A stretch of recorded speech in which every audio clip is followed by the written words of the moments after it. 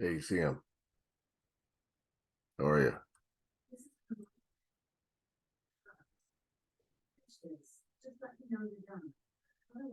Hey, Gil wants me to do something for about 15, 20 minutes. I have a chore I have to do that I'll be back in about 15, 20 minutes. Sure, So take your time. I just made you host. Okay, thank you. Oh, Stacy. Good morning. Good morning. I can never remember where the heck are you? Where are you? I'm back home. You're back I'm home? back home. Yeah, That's I was good. gone for a month.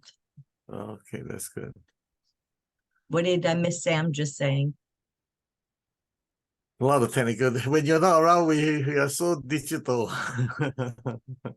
Well, that's why I may not, I may go off screen Did again. you miss a thing? Yeah. No analog discussion. It's all digital. Oh, but is he coming on? Yeah, it should be. Or Yeah, it should be okay. coming on. Yeah.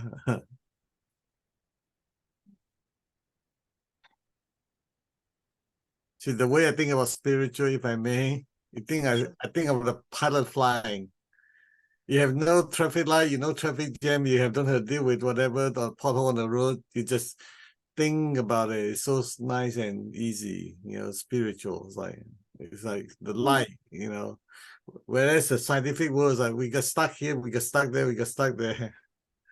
So is it, but I guess the way I think about life is that the goal is to blend the two. Yeah, it's good. That's why I say we need an airplane to tell us where to go when there's a traffic jam and we get stuck. So when I get stuck, I go to the spiritual level. This is what I mean.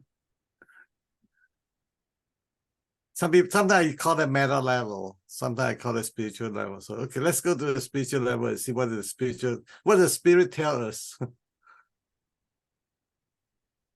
May not be a better way to do it, but for us as a digital engineer, that's how we think. It's like yesterday I talked about illogical, love is illogical.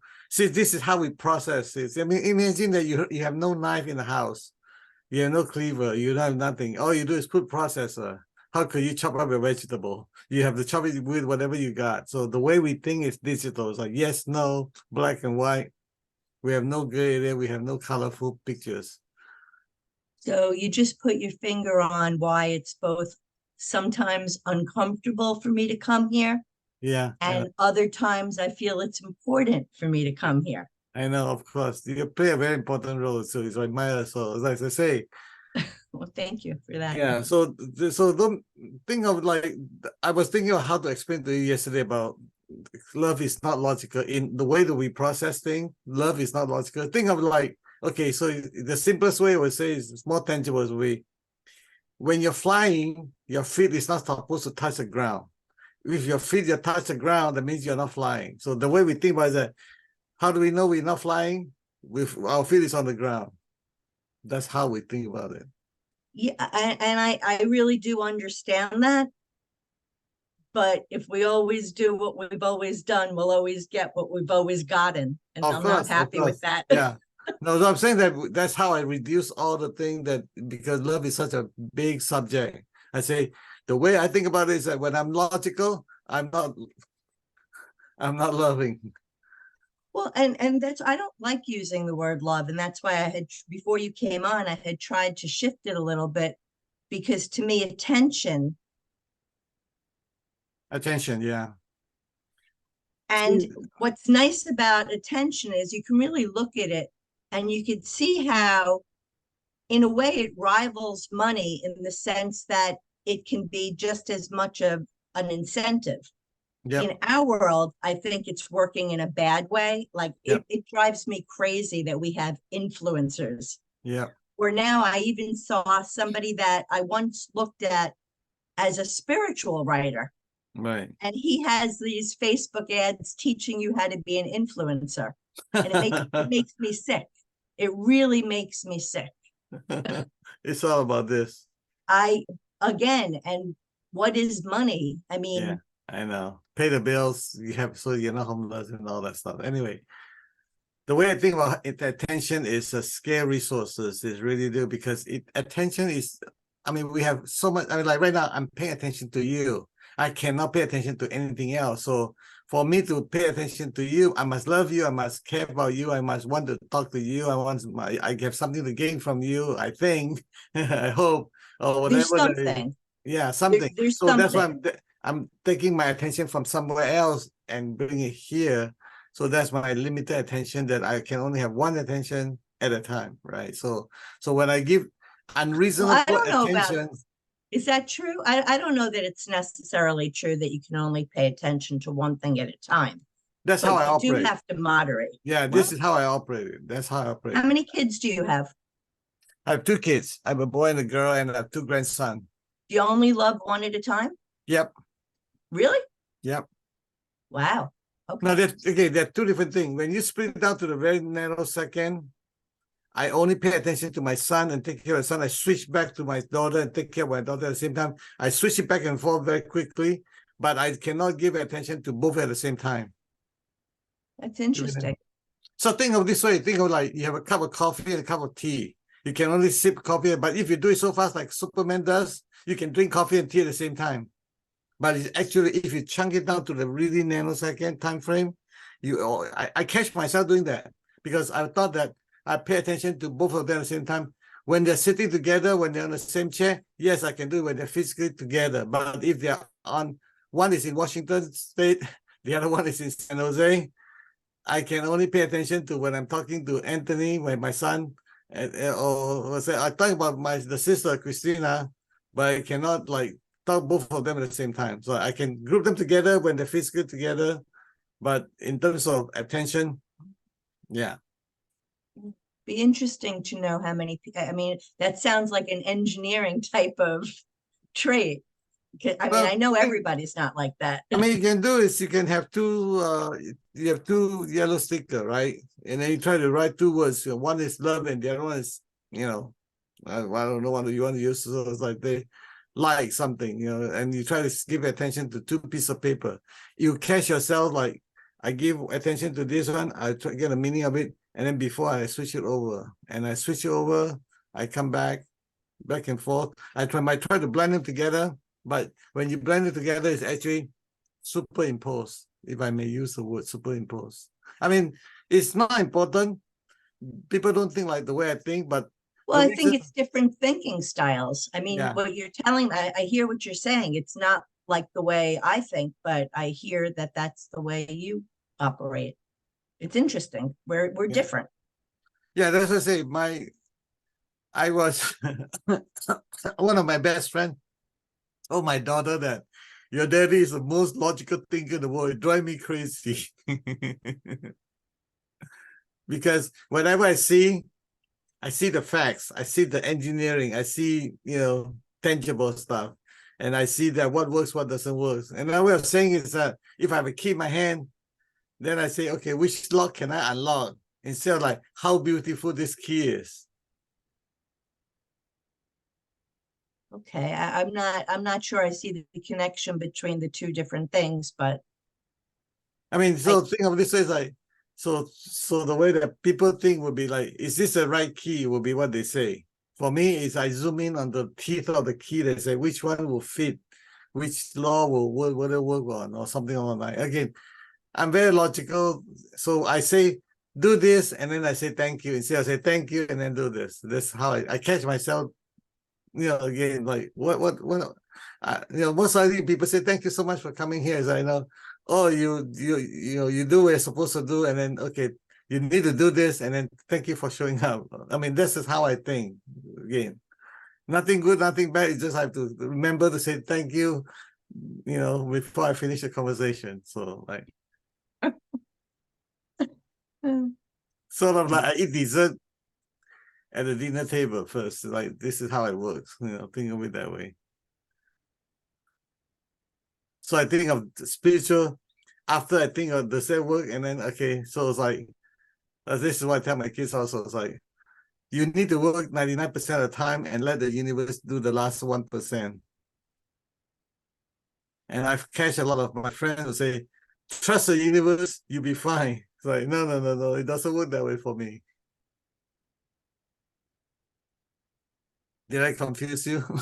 No, I'm thinking what my thinking goes back and forth on that.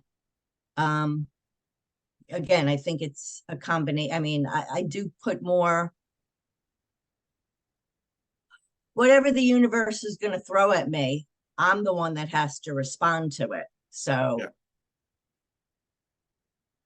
Yeah, basically, I question my my effort. I question my intention. I question my work ethic. I question my how much effort I put into it already. I evaluate that if it's going to be successful or not, and then after that, I say, okay, in the Islamic language, it's called inshallah. It's a God's willing.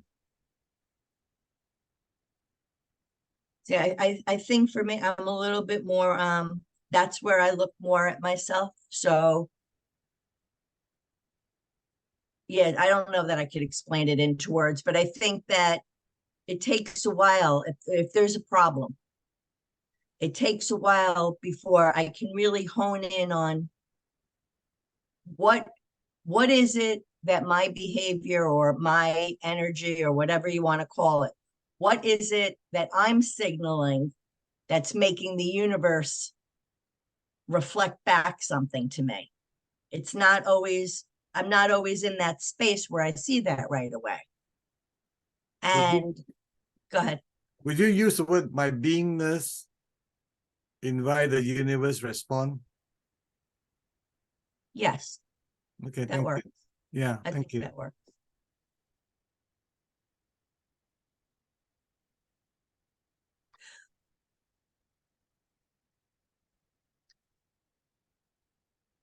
But I'm not sure. So my beingness,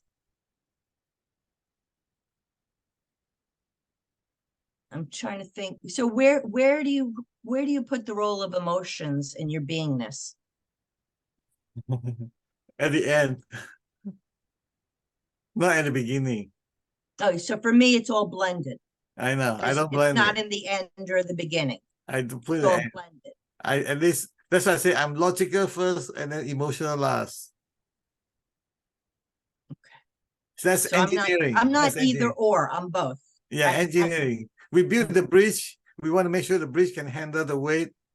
And then we say we put the color on. It's like, okay, let's make it pretty emotional. Well, but you see, the only problem with that is if everybody's doing that and we're all connected, if we go past our own individual boundaries, we may be causing harm. I understand. I know. Believe me, it hurts me. So like as I say, think of building bridge is one way to do it. Say, I want to have a pretty bridge. I don't have an ugly bridge in front of me. But if you tell the military to come and build a bridge, they build like a good old Bay Bridge, like a military bridge, right? So what happened is that in this society, the demand is so much demand on the result, the end result. What can you do? What kind of return I get? How much it will cost and all that stuff. So we are sort of like we are forcing the woman to think that way as well. That's why women are wearing more pants than the dress. The kids that I have that know Robbie, I have a daughter of one of my employees that when the mom tell her to put on a dress, she look at the mom like, "What did I do wrong today?" It breaks my heart when I hear that. I love wearing dresses. I mean, again, the reason I bring that up is because we are so focused on result, and wearing pants is a symbol of wearing, pants is wearing result. You're wearing result on your head. What can I get done? How can I do it the cheapest way? What can I stretch my dollar?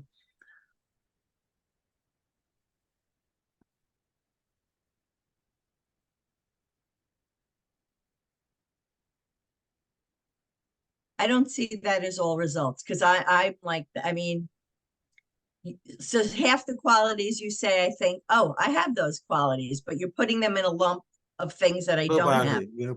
So yeah, It's kind of, I do, when I have abundance, so this is how I play with it. Okay. So it's like people define abundance. So define abundance in such a way that I got lots of this. So I say, well, the way that I define abundance is that you buy things on sale. What's that mean? It's like when I go to the grocery shop and I see that mushroom is on sale, so okay, I buy a lot of mushroom. I see strawberry on sale. I buy a lot of grocery because the universe wants me to have it.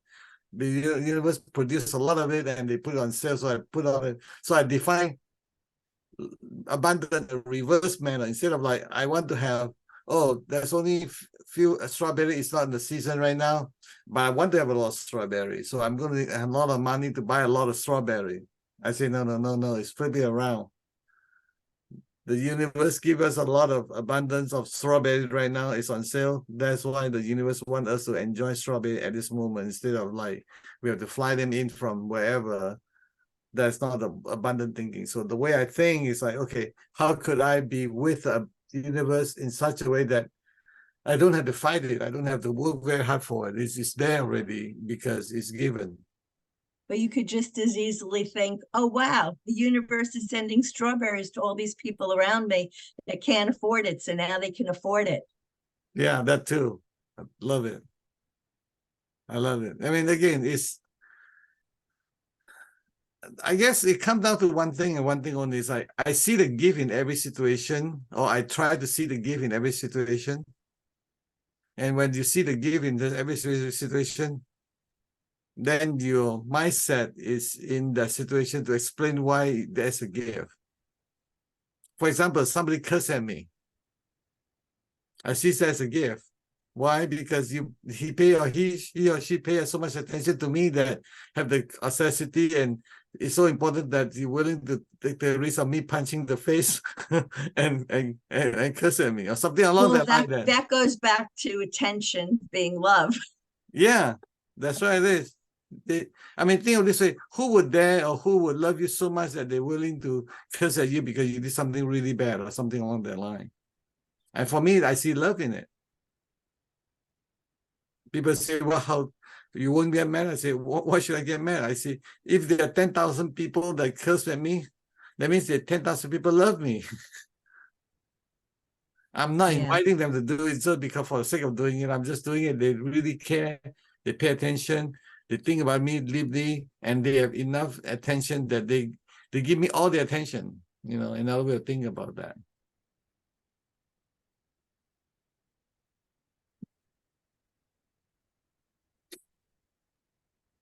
Yeah, and anyway, so that's another one that I always remind myself and others as well as is anything, is that anytime I have a judgment against something or someone, I have a blind spot about the situation or about the someone.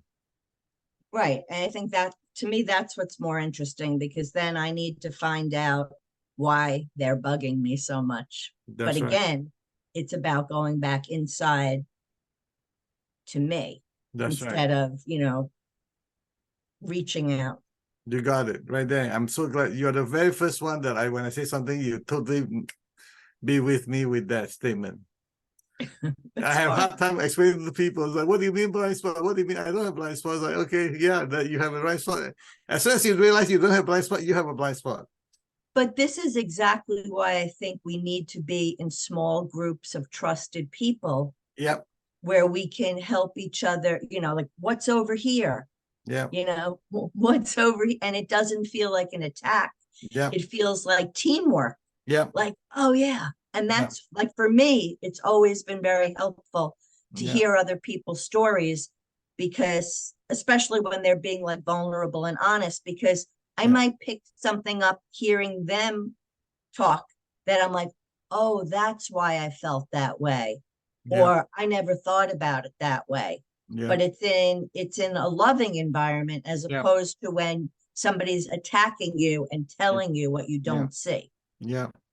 In today's situation, we have more situation where I call that the Photoshop situation. Everything want to look good, everything look right, everything is perfect, everything looks so nice. Instead of like you say, bare metal. We are be true to each other and say what if they were with them, we are one with them. Yeah. Well, yeah. It's true. It's true, and it's very sad.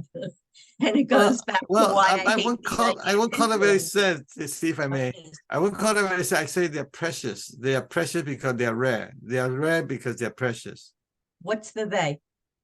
They meaning the situation, like you say, a small group of people that trust each other and they're good together. I call it a small community, small, trusted, safe, trusted community that I label them they. Maybe I shouldn't label them they. I say the small group of people that trusted and safe and loving. So for me in my life, rather than look for one community, I look for members that could fit into the different communities, because the problem with community, and I was thinking this because I was reflecting back on our conversation yesterday, is, you know, how do we draw our borders? So when we're protecting, because you use the word protecting, when we're are we protecting our family? Are we protecting our company? Are we protecting our nationality? Are we protecting our, like, or are we protecting our world? How far out is the reach? Because most people do not protect every being with the same amount of love. Protecting is a very complex word. It's almost like lying. You know, it's very complex. Depending on the situation. Yeah, let me chunk it out. The protection. Here, let me just clarify what I'm trying to say. Yeah. What I'm trying to say is, I look for people that are going to be as gentle and as unbiased as possible, no matter who they're dealing with, no matter who they're talking to, not just when they're in a particular community and only with those members of their community, because that can flip at any time. That's right. Thank you. Thanks for the clarification. For me, protection only applied to the unknown. If I don't know, if I walk into the jungle, I don't know the jungle, you know. Yeah, that was a bad word, protection. I didn't mean it in that way. Yeah, so that's protection. So if you come to my house, I open my doors, I let you in, you can walk into any room in my house. You know, I can show you the treasure I have in my house. You know, I'm open and I leave my safe door open if I have a safe. I don't have a safe. Yeah, anyway. So I have nothing to protect you against me. I protect you when I'm dealing with an unknown situation. Like I say, I'm walking into a jungle. It's like, okay, what do I need to get myself ready for if I walk into an unknown situation? That protection. I don't see that as protection as much as I see that as caution. Caution is being aware and being ready to respond to the unknown. Well, caution and protection has a lot of overlapping. You're cautiously prepared so that if the situation arises, you're ready for it. That's caution.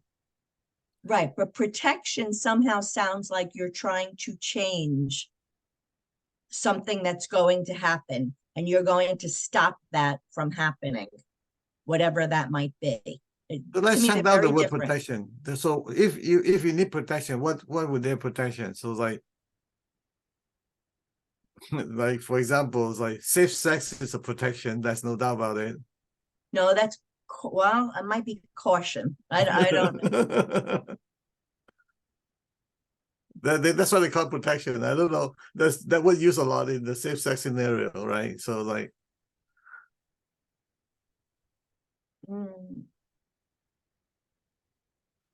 yeah, I think the word caution, I mean, it is protect. Well, but in that case, it is actually protection against a disease. So you absolutely are trying to just, you know, you're definitely not loving that disease. You're definitely not accepting that disease is a welcome part of your experience. Well, you love someone, but you need to protect yourself from the someone you love to make love to. To me, there's a very clean cut of like what protection means. So I love to go to the jungle. I want to make sure that my feet doesn't have cut bruises from the thorn or whatever that's somebody's left the broken glass on the floor or whatever that is. So I need to wear shoes so that I protect my feet from getting hurt. It's like the safe sex. But you know what?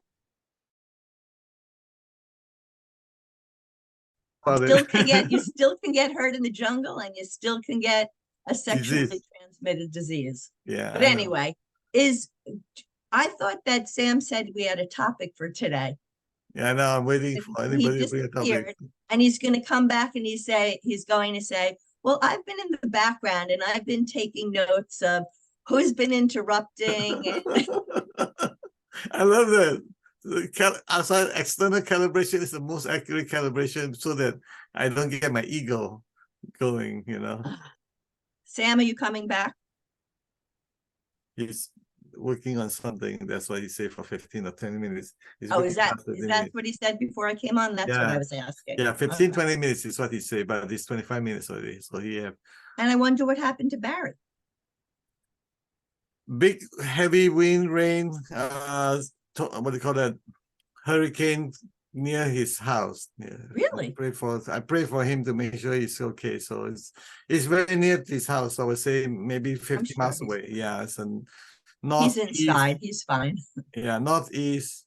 Yeah, so I watched the news last night. So that's heavy So wind. maybe he has no internet. There's no power or no internet. Is I would say, yeah. Wow. Okay. Yeah. I mean, they give us a space, right? Yeah, I don't watch the news anymore, so I have no idea what's going on. Yeah, that's Well, fine. maybe I'll put on for like 5 minutes the BBC or something just to hear. Yeah, that sounds good.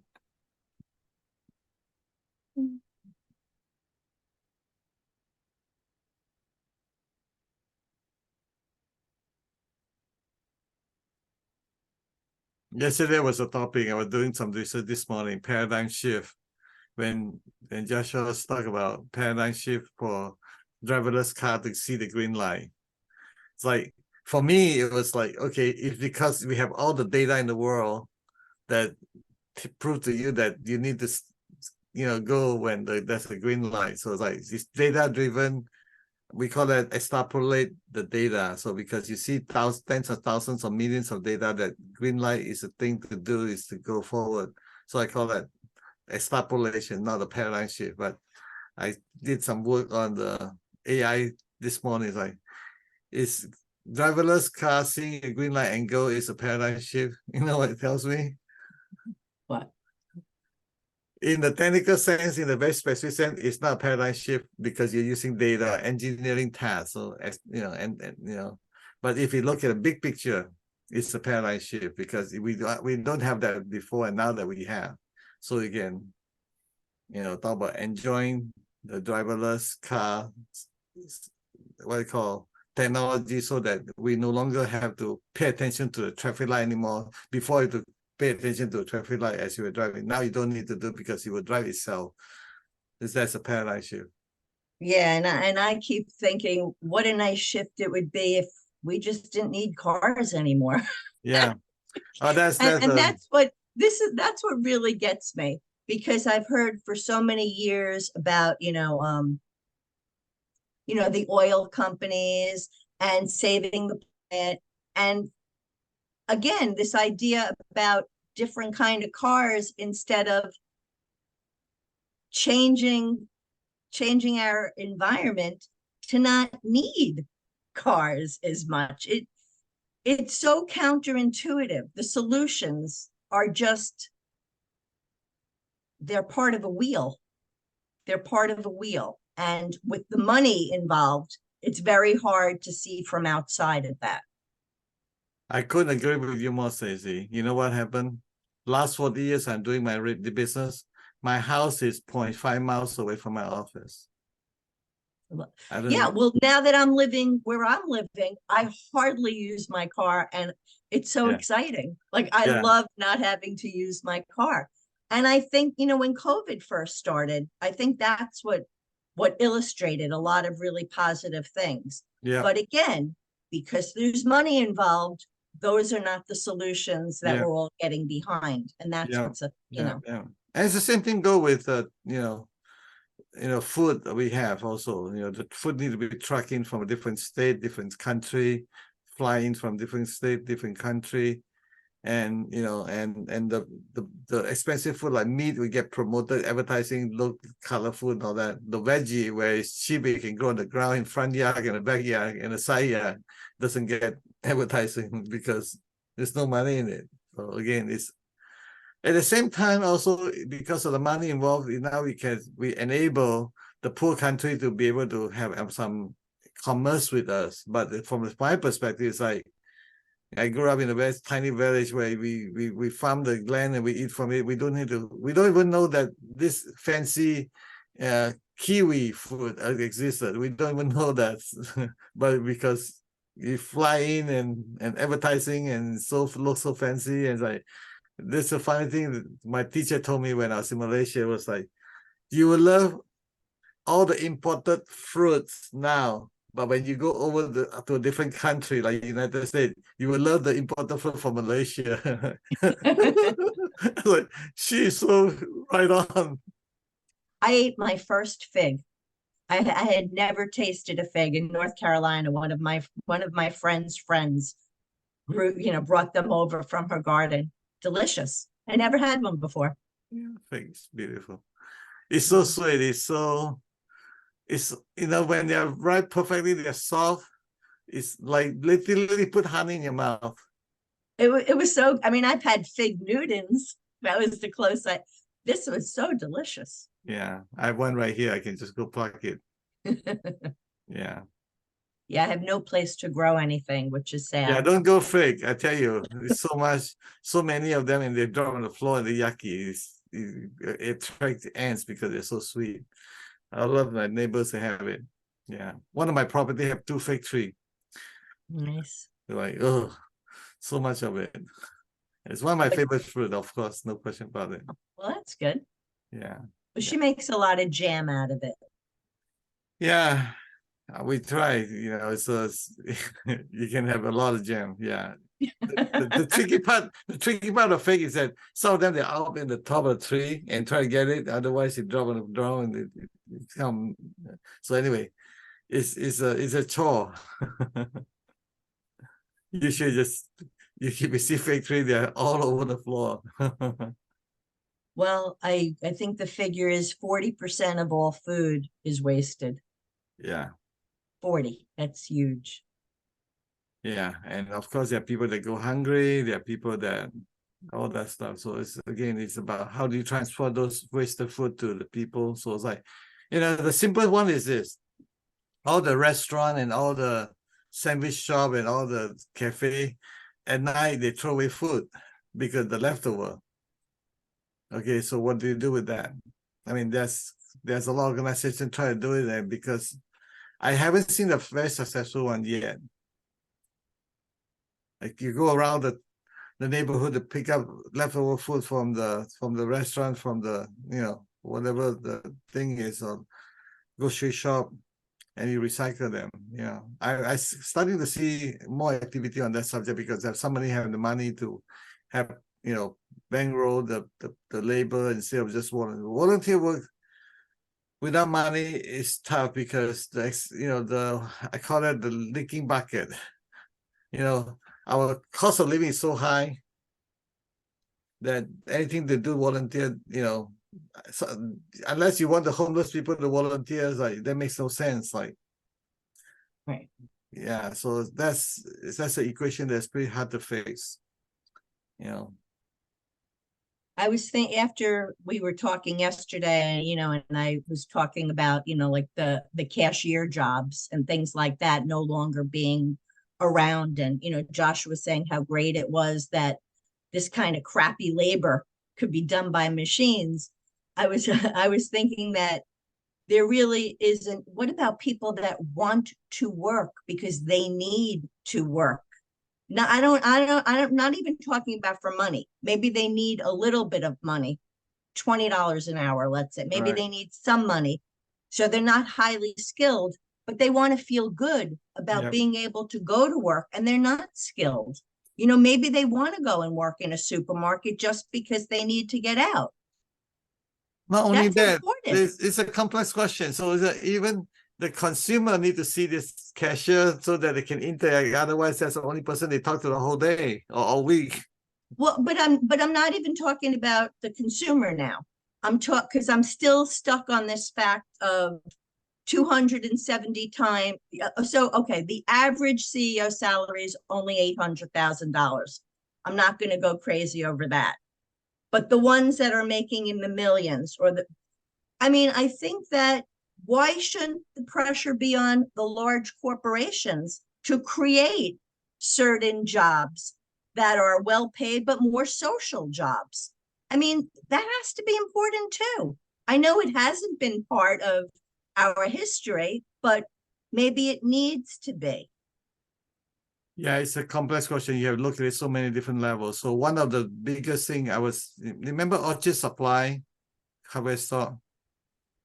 Anyway, Say it hardware again? store is it's like Home Depot. Before Home Depot had come to existence, there's a place called Orchard Supply hardware store near A hardware store. Okay. yeah, hardware store, right? So I was told that the only reason they survive, or the only reason they're still in business, is because of the tax incentive they gave.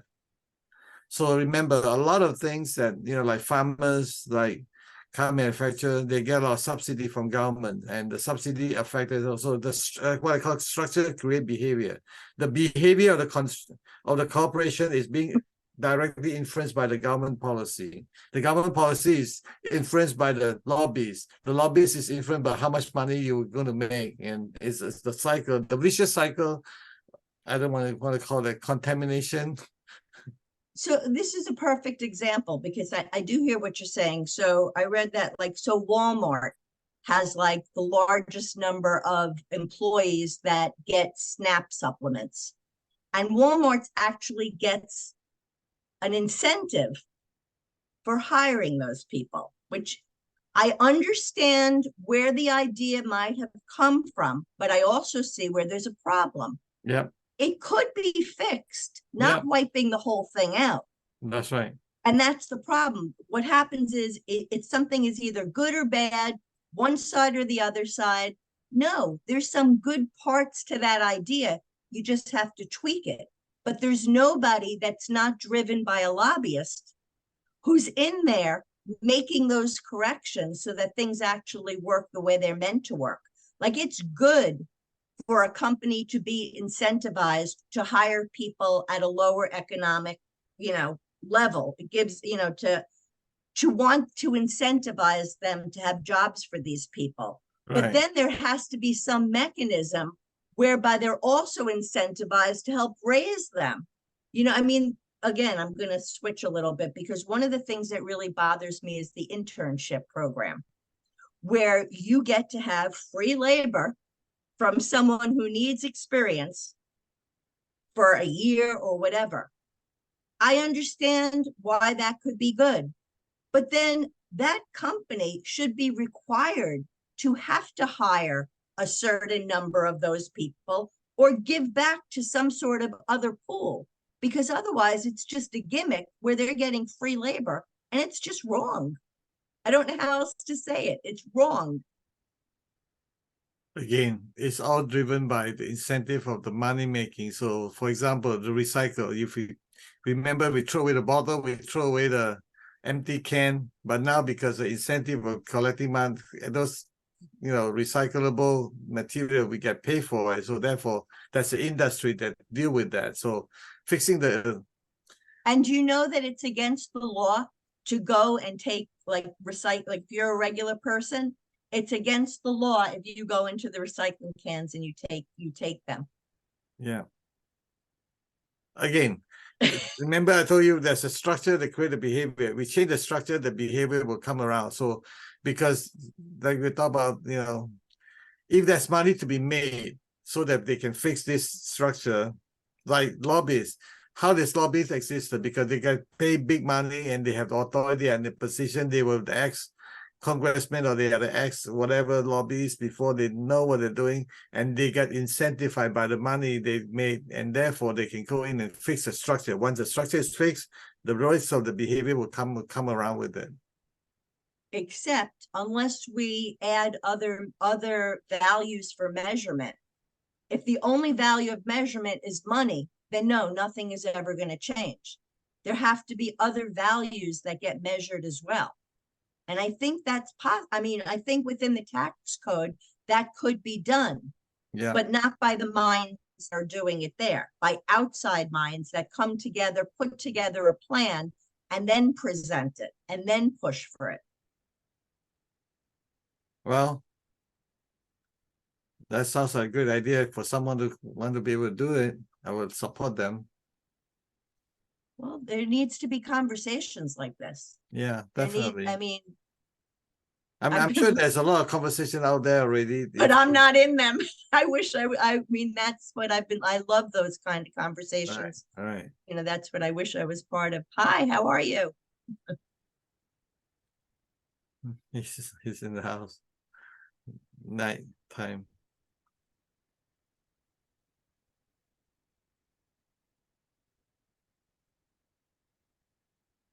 So it's been 40 minutes, and I don't know if Sam is coming back or what. Yeah, sounds good. Anyway, if you're interested in this kind of involvement, I have an organization I'm involved in. It's called Service Space.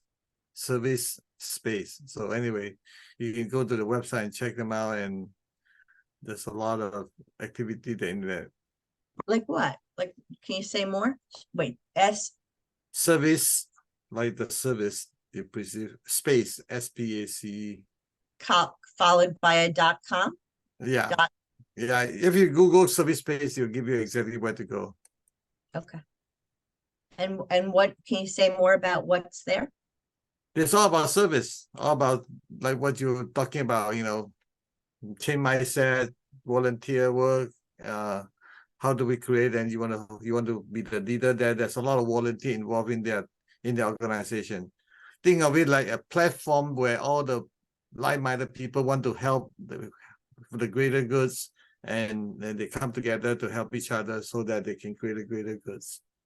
No, I want to put the pressure on the companies to fund this. I'm tired of this being volunteers and nice individuals that want to give back.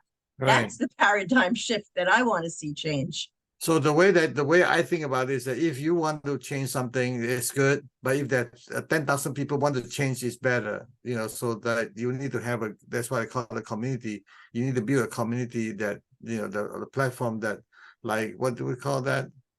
There's a server organization that you voted. I sign my name on it. I want to have petition there, all that stuff. So the more people that get involved in it, the like-minded people come together. They create a platform that allow easily. It's like somebody stand in front of a grocery shop and tell you to sign something that, do you agree with this? And now they have a petition for the change the structure of the government or all that stuff. So that's the Yeah, I really want to learn more about the tax code. Like early on, before Trump was elected, when I was talking to a lot of people that I, was disagreed with politically, I would have a lot of money conversations. right. And it was interesting because if we were talking about a certain tax policy, I would get to hear why they were against it. And I really appreciated that. And I had hoped at the time to be able to gather people from different beliefs and be able to come and say, well, how do we address all of those concerns? Because they all have good concerns. That's right. So the tools that I would recommend you to do now that you have attention in that subject is that use the AI tool, because the AI tool like BART will be the best tool for you to have. So give me the question. I'll show you exactly what I'm talking about. So let me give you the link of the BART. Are you working with BART? Would you like me to hand holding you and get you going with the BART? Yes. Okay, good. Let's do that. That'll be some best use of our time here. So I'm going to send the chat over, but now if I click on this, click on it. I might fall off the internet, but I'll be back. You won't. No, it won't. You won't fall. No, okay, because that's what happened to Barry last time. Can you still see me? I can still see you. Okay, I can't see you, but that's fine. So click on try BART. Yeah.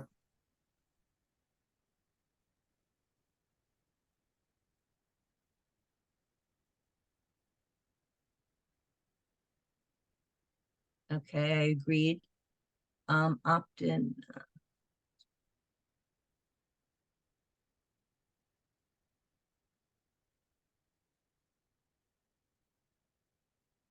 Okay, tell me. Basically, they give you a little bit intro on how to use the tool. So you want to bookmark that so the next time you can use it very easily. You can go. I don't know how to bookmark, but I just minimized my screen. So when we get off this call, I'll go back. So and basically, no, I want you to do it with me right now. Don't minimize it. Bring it back. Bring it back. Because it's much more useful for me to handhold you and help you to get very specific question asked. It's called prompt engineering. Okay, wait a minute. I just now I gotta find it. Hold on a It's minute. okay. No worry. No worry. I'm a professional. No worry. Take your time. Here it is. Okay. All right. So Okay. The way that you bookmark, what browser are you using? Do you know? Are you using Chrome? Are you using Firefox? Are you using Edge? I think it's Edge. Okay. So Edge, the way you bookmark is that you on. Let me bring out Edge so I can see what you're saying. So you see how there's a star with the to the right hand side. Where am I looking? Top Oh, right Bard. Yeah, on the Bard tab. on the bar tab, you see how Yeah. there's a star that if you move your mouse over to the right of the word bar.google.com/whatever that is, you see that to the right, gently go down. You see there's a star there, like a five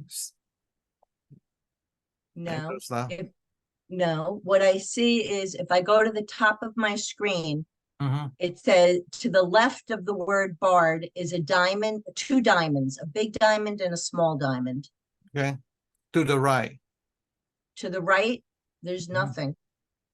Yeah, nothing on it. No. Okay, would you want to share screen with me or no? Is that okay? You know, Yeah, I gotta get back, but first I gotta get back to Yeah, go okay, back to the share Zoom. screen. Yeah, yeah. And then on the bottom in the middle screen, there's a green. I know how to do that. Yeah. Okay, perfect. Okay. Can you see my screen? Yeah, I can see your screen beautiful. Thank you. Now go back to the edge.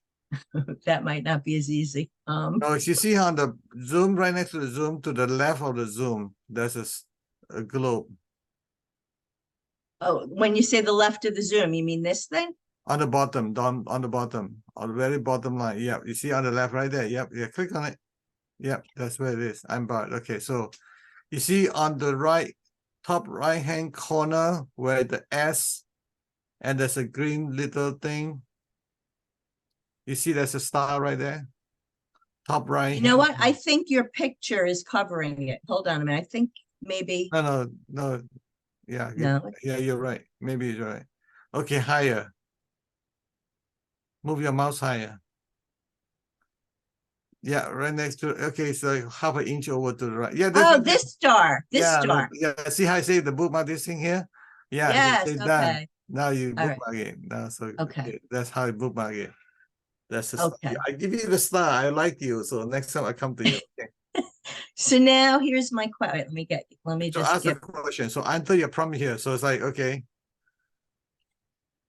Oh, I don't know what I don't. I have to think about what I'm going to ask. I'm just gonna play with it. Let's go play with it. Okay. Help me to understand text code. So say, help me to understand text code. No, that's too big, isn't that? Okay, help me to explain text code to a child. This is one of my favorite way to ask it. Text code to a child. Yeah, hit enter. That's it.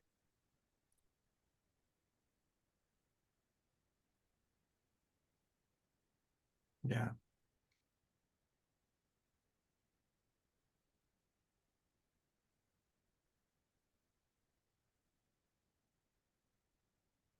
Okay. Now what? Now say, That much I knew. okay, that's So the simple example, imagine that you have a lemonade stand and another. What if I want to give the, let's say we were talking about how could we so that the cashier and the grocery shop will get a job. How could we change the text code so that AI Let's see. No, can I Yeah. try,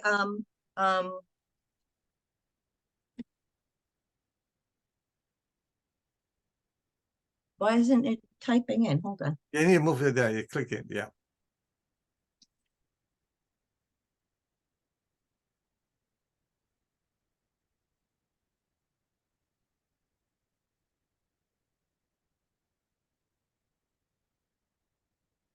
Wait, I can't, HAO. No worry.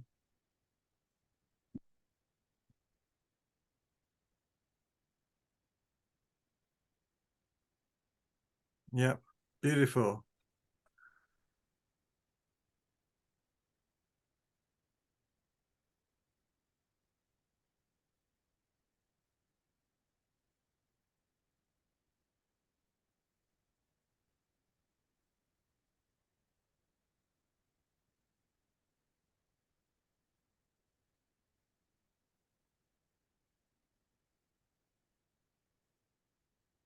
So it's not even true what I was reading. Yeah.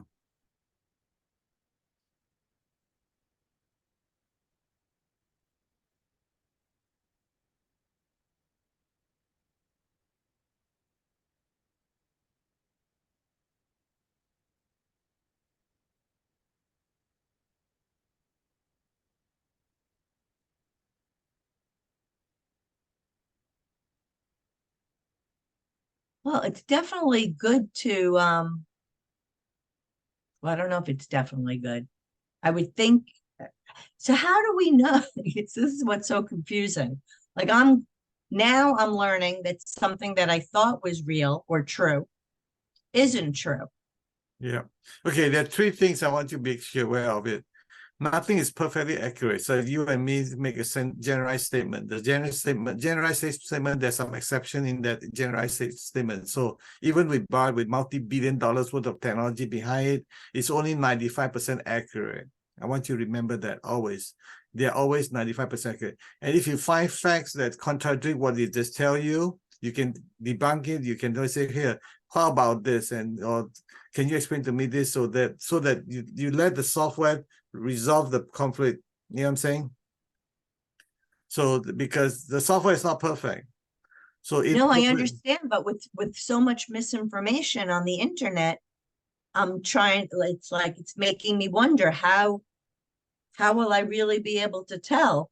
you don't trust anybody. That's the thing. So you verify it that's why you have calibration and validation. So in that case, so let's play with this because this is why it's so important for me to walk you through hand holding you do this because it's so important for me to show you what I'm talking about. So what are the facts that you hear that contradicted what they were saying?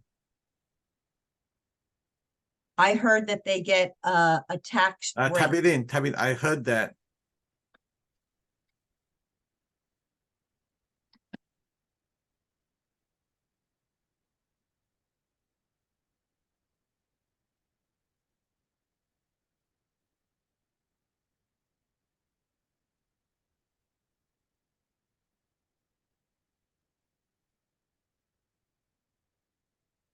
And put a comma. Is that true? Oh, that's fine. That's fine. That works well as well. It's smart enough to you. Yeah. Walmart does, it repeated, Walmart does not get a tax break. Oh, wait. However, there is a federal tax credit called the Work Opportunity Tax Credit that employers can claim for hiring certain targeted groups of workers. So that's probably it. Yeah. To qualify, employers must hire workers who have been unemployed for at least 14 weeks in the past year or who are members of certain targeted groups, such as SNAP recipients. Okay, so that makes, see, I understand why that would, okay. See, this is what I mean. I want you to go through it. Don't make a judgment until you ask question and let them do. Let the 95% help you to cover 95% of your failure. So that's how it works. So you can ask, for example, right there, who is the biggest employer for SNAP recipient or something along that line. You want to flip it around.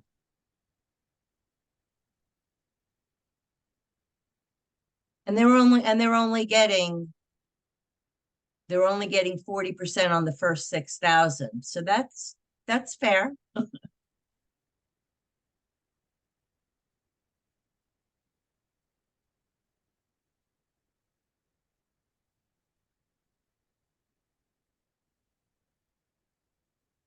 Okay, I feel better.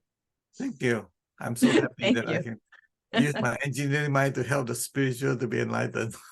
Now, before I stop sharing screen, if I ever want to go back to this, I go up I here. want you to close it and open it from scratch. I want you to do it because unless I let you walk you through how to open and close about 3 times, you won't get Well, it. that's why I'm asking, how do I go, where do I go if I've bookmarked? Okay, well, that's what I say. I want to show you how to do that. So because you close it now, put X on the top, on the top, all the way to the top right hand corner. Exit. Yeah. So tomorrow when you come into the computer, this is how it looks. Remember, click on the zoom to the left of the zoom button. Yep, the globe. Yep, that's your thing. See, you can find it so easily now. It's so much faster. And Oh. bookmark. How do I find my bookmark? Remember, top right hand corner. Click on it. No, that's to add bookmark. You want to go to the bookmark. What is this thing? No, I want to give you some tips. On the left hand side, you see has the bar is right there. The word bar is there. No, click on it. No, go back there. Go back to Go the back globe where? again. It's okay. Go back to the globe. Click on the globe again because you just close it. You mean here? Yeah. This one. Yeah, click on it. You see the word YouTube on the top left hand corner. Gmail, YouTube, map. Okay, to the right. Move to the right. You see bar? Ah, Yeah, okay. see, now you know how to locate it. So click So on it. anything you bookmark comes up here? That's right. Okay. How do I Yeah. get rid of this stuff? I You don't don't want, need it. You don't care about that. Doesn't matter. It's not important. how do I get it off my screen? It's complicated because you need to go change some setting. If you want to go Oh. to that, it takes you about 10 minutes. It's not worth the time. All Yeah. right, So so I have click to on look bot. at I it. want you to click on bot. Click on bot. I want to show you how to go back to your history. No, go back to the top left hand side. Yeah. The bot, remember? Yeah, right there. Yeah. And by the way, you can move it left and right. You can move it to the right. You can drag it. Okay. You see on the left hand side, you see how it say recent, explain text code to a child. You click on it, click on it. You'll come back. Okay, great. Yeah, so you can have history. You know how to find it. You know how to bookmark it. You know how to find the bookmark that you bookmark. So if you close it again to the top right hand corner, X, top no higher. Yeah, let's close it. So now I'm not gonna say a word. I want you to find it yourself.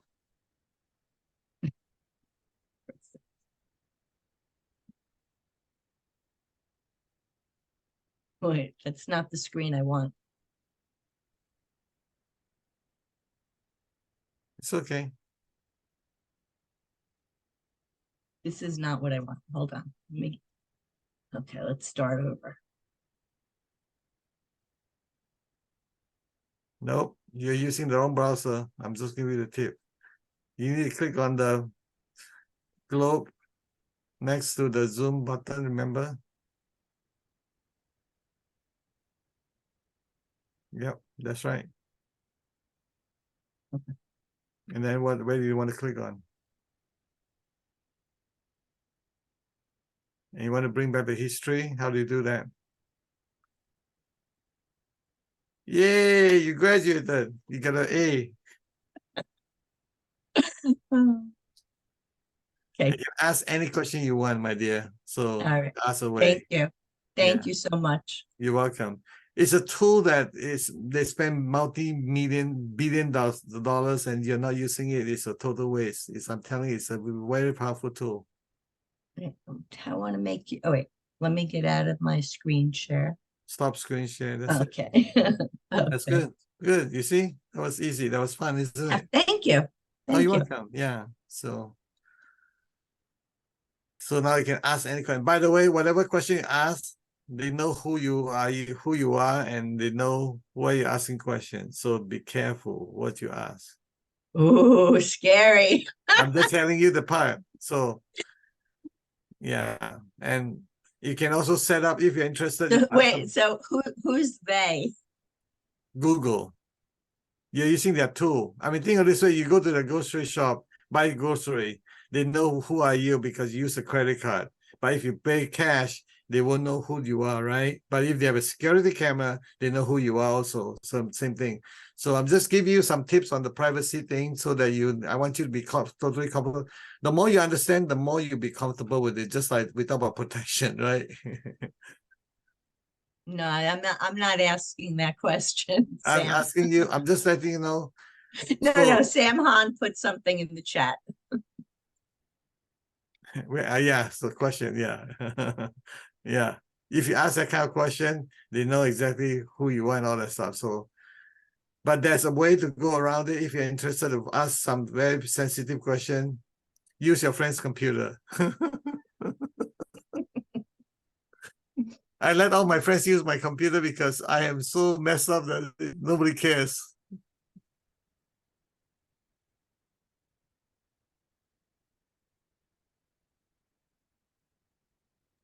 Hello. In Welcome the back. early days of what used to be called Usenet, there was something called UUCP or Usenet News.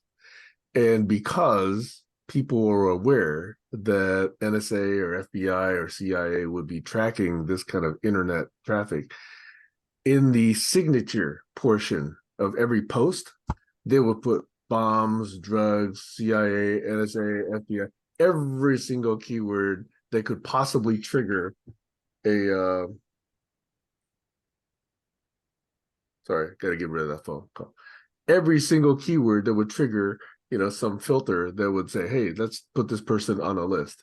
So the old Usenet practice was all the posts used to have all of these triggers. So everything would get indexed. So it'll be harder to tell what was egregious and what wasn't. Anyway, that's from like 40 years ago, FYI.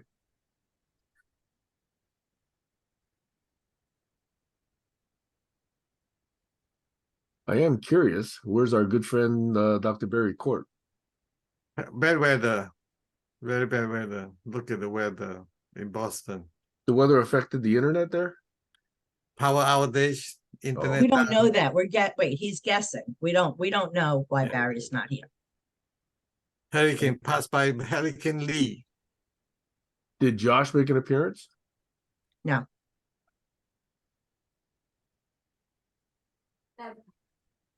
Okay, so let me check Just the check weather the for Boston. What? Boston. Why don't you just Oh, thank you. message Barry?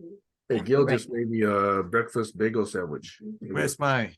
Yum. You want something to drink? Thanks. Yeah. Need something to drink? Yes, please. What do you want?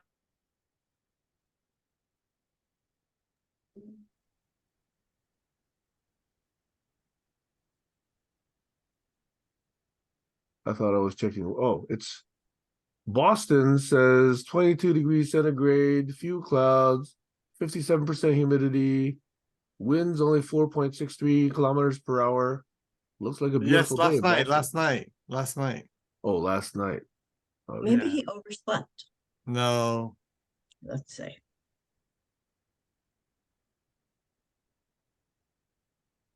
Anyway, there's a warning for rip currents.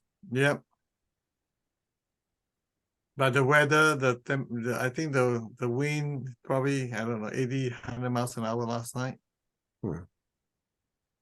Anyway, at the moment, it looks pretty good in Boston.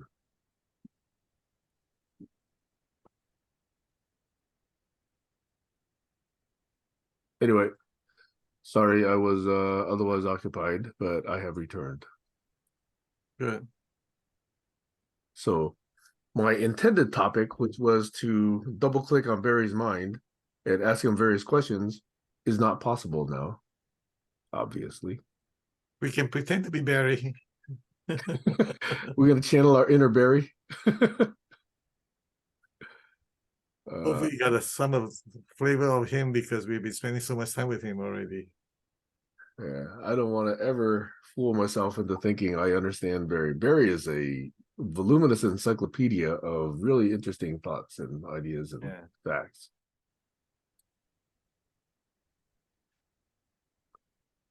Okay, so anyway, I missed the first 55 or whatever minutes of this. Anything get brought up that I would get triggered on and would go on a minor rant about? Well, basically, you have a tool called AI Companion. I wonder what it says there. Click on it and see what it says. Good point. Let me see. I'll summarize this and I'll say, catch me up. And it says, not much has happened since AI Companion was turned on. Try again in a few minutes. Okay, so it only understands after I activate it. Oh, I thought, okay, you can go to your Zoom setting. Would you do me a favor? Change your setting so they automatically come on every time. So All right. that's All right. All right. All right.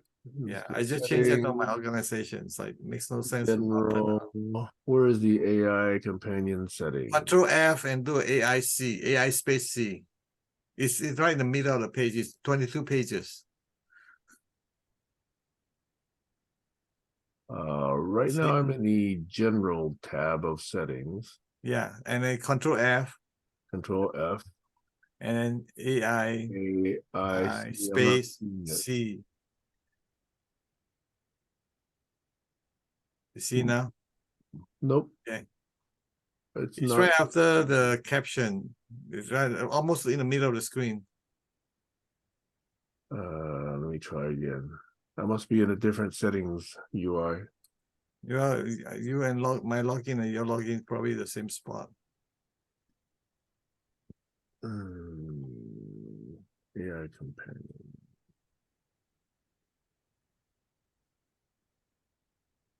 I'll figure it out. I'll try and set it up, but I'm not finding it now. Let me help you. Let me try because sometimes outside on my.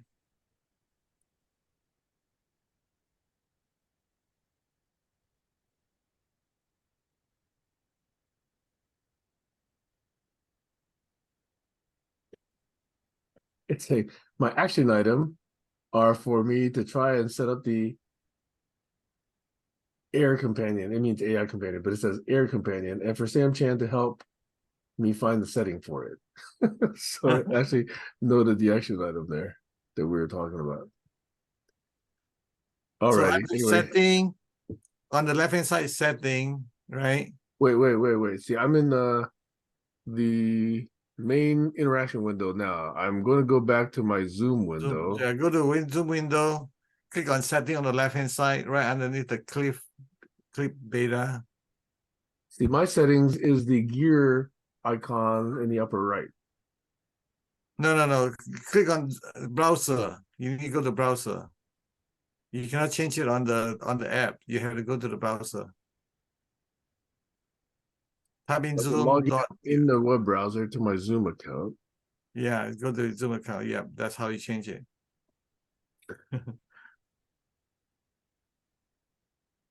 Okay, sign in.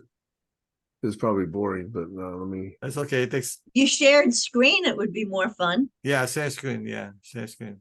I'm on a Linux box, and I think let me see if Zoom will actually let me share screen. Hang on 1 second. Let me do this right now. Share. Where's my share screen? Here we go. Green.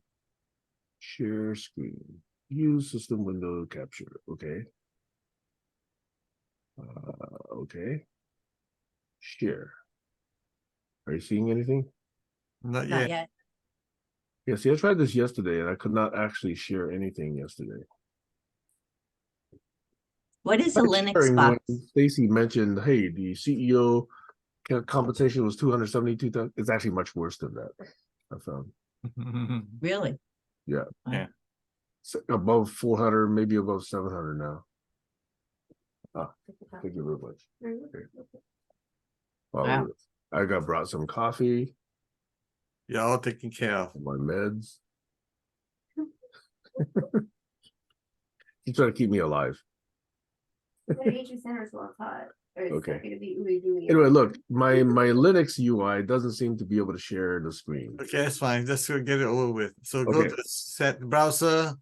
Okay, so I'm in my account. So I'm in settings. Yeah, setting, and then do a Control F. Don't even try to find it because it's too long. 22 pages. AI space C. AIC. Yep, you see it? Meeting summary with AI Companion. It's not showing me that.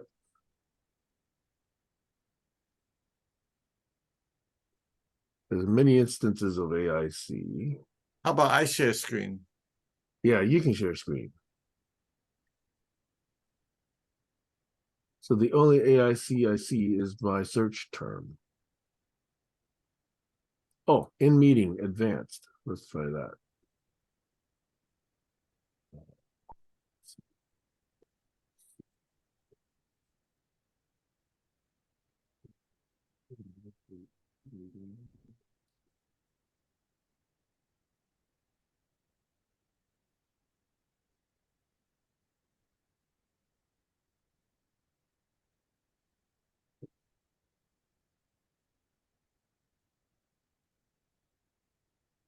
What happened to my?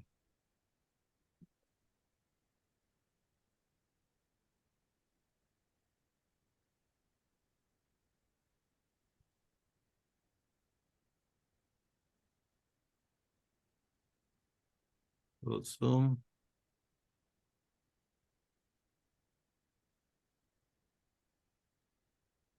Oh, here we go. Meeting AI. Okay, so You found it? I cannot turn it on. Meeting summary with AI companion Turn on, always turn on, yeah. by the admin. Yeah.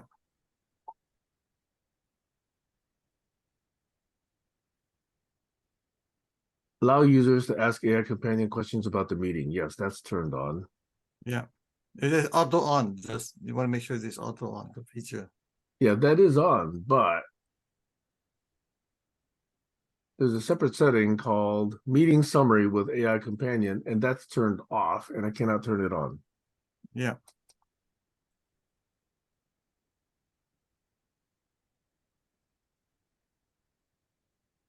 Oh, I need a different kind of account? No, I've already got it.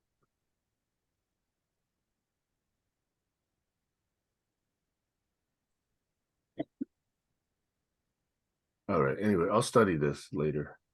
Okay, so let me show you here. You see my screen, right? Okay, now I see your screen, yes. Okay. I just finally sign in. So you see how I can do a Control F and then do an AI space C. See how I've it got gets, you really zoomed in. you see how it says meeting companion? Um, yeah, you've got 1 out of 3 hits. I see that. Yeah. Again, anyway. Yeah, that's how you anyway, the key really is so it's auto stop instead of Yeah, I get it. Okay, that's it. Yeah. New share. Let me close the share. Share. How do I stop the sharing?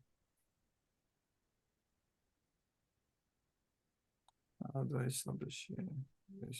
Okay, stop share. Okay, got it. I'm back. Hey Barry. What happened?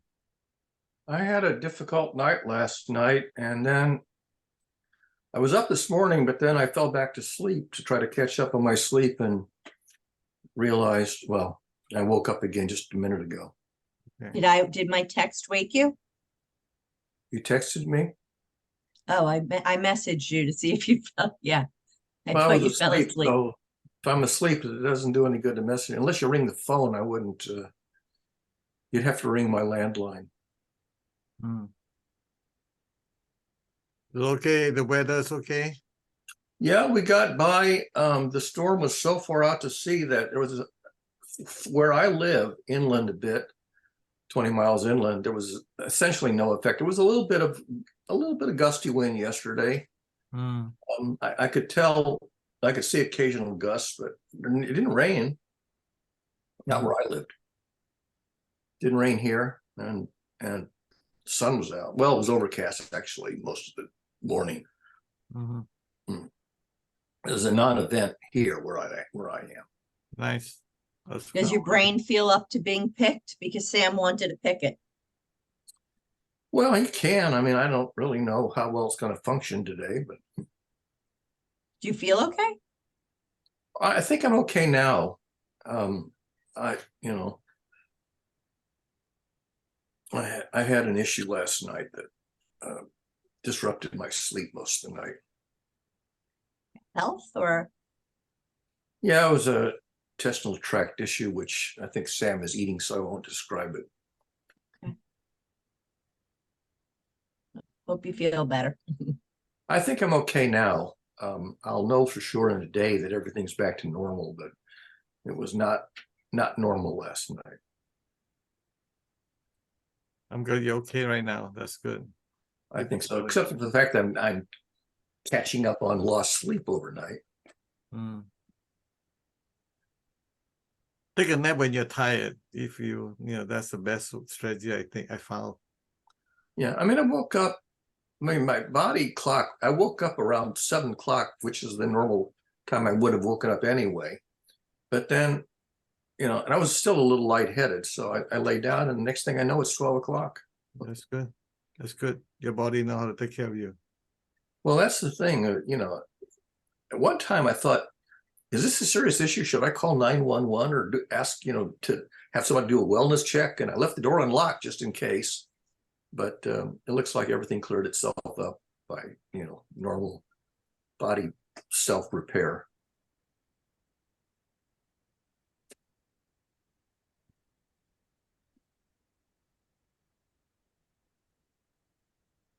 Hello, Barry. Hi, Oh, everyone. it's Diggy. Hello. Yes, yes, yes. Hello, how are you? I'm doing all right now. I still have my, I think I Okay. have my driving glasses on this way here. It's okay, I can still use these on the computer. Yes. Yeah, it had been a while, so I thought that I must drop by and say hello to everyone. Hello. So, yeah. Hey, Diggy, what town are you in?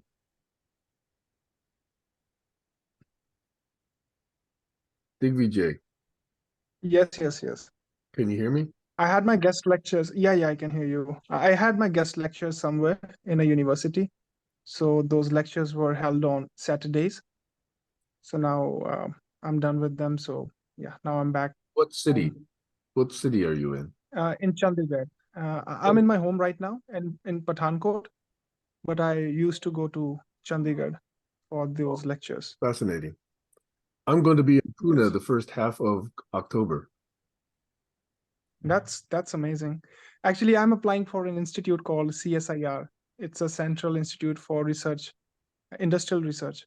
So if they accept my application, I will for sure meet you. And also, I think it was in, let's see, 2018 or 2019, I did spend about 3 or 4 days in Chandigarh. Okay. Oh, that's awesome. I was there at that point of time. I was in my college. Yeah, the weather is much nicer there than further south. Yes, yes, yes.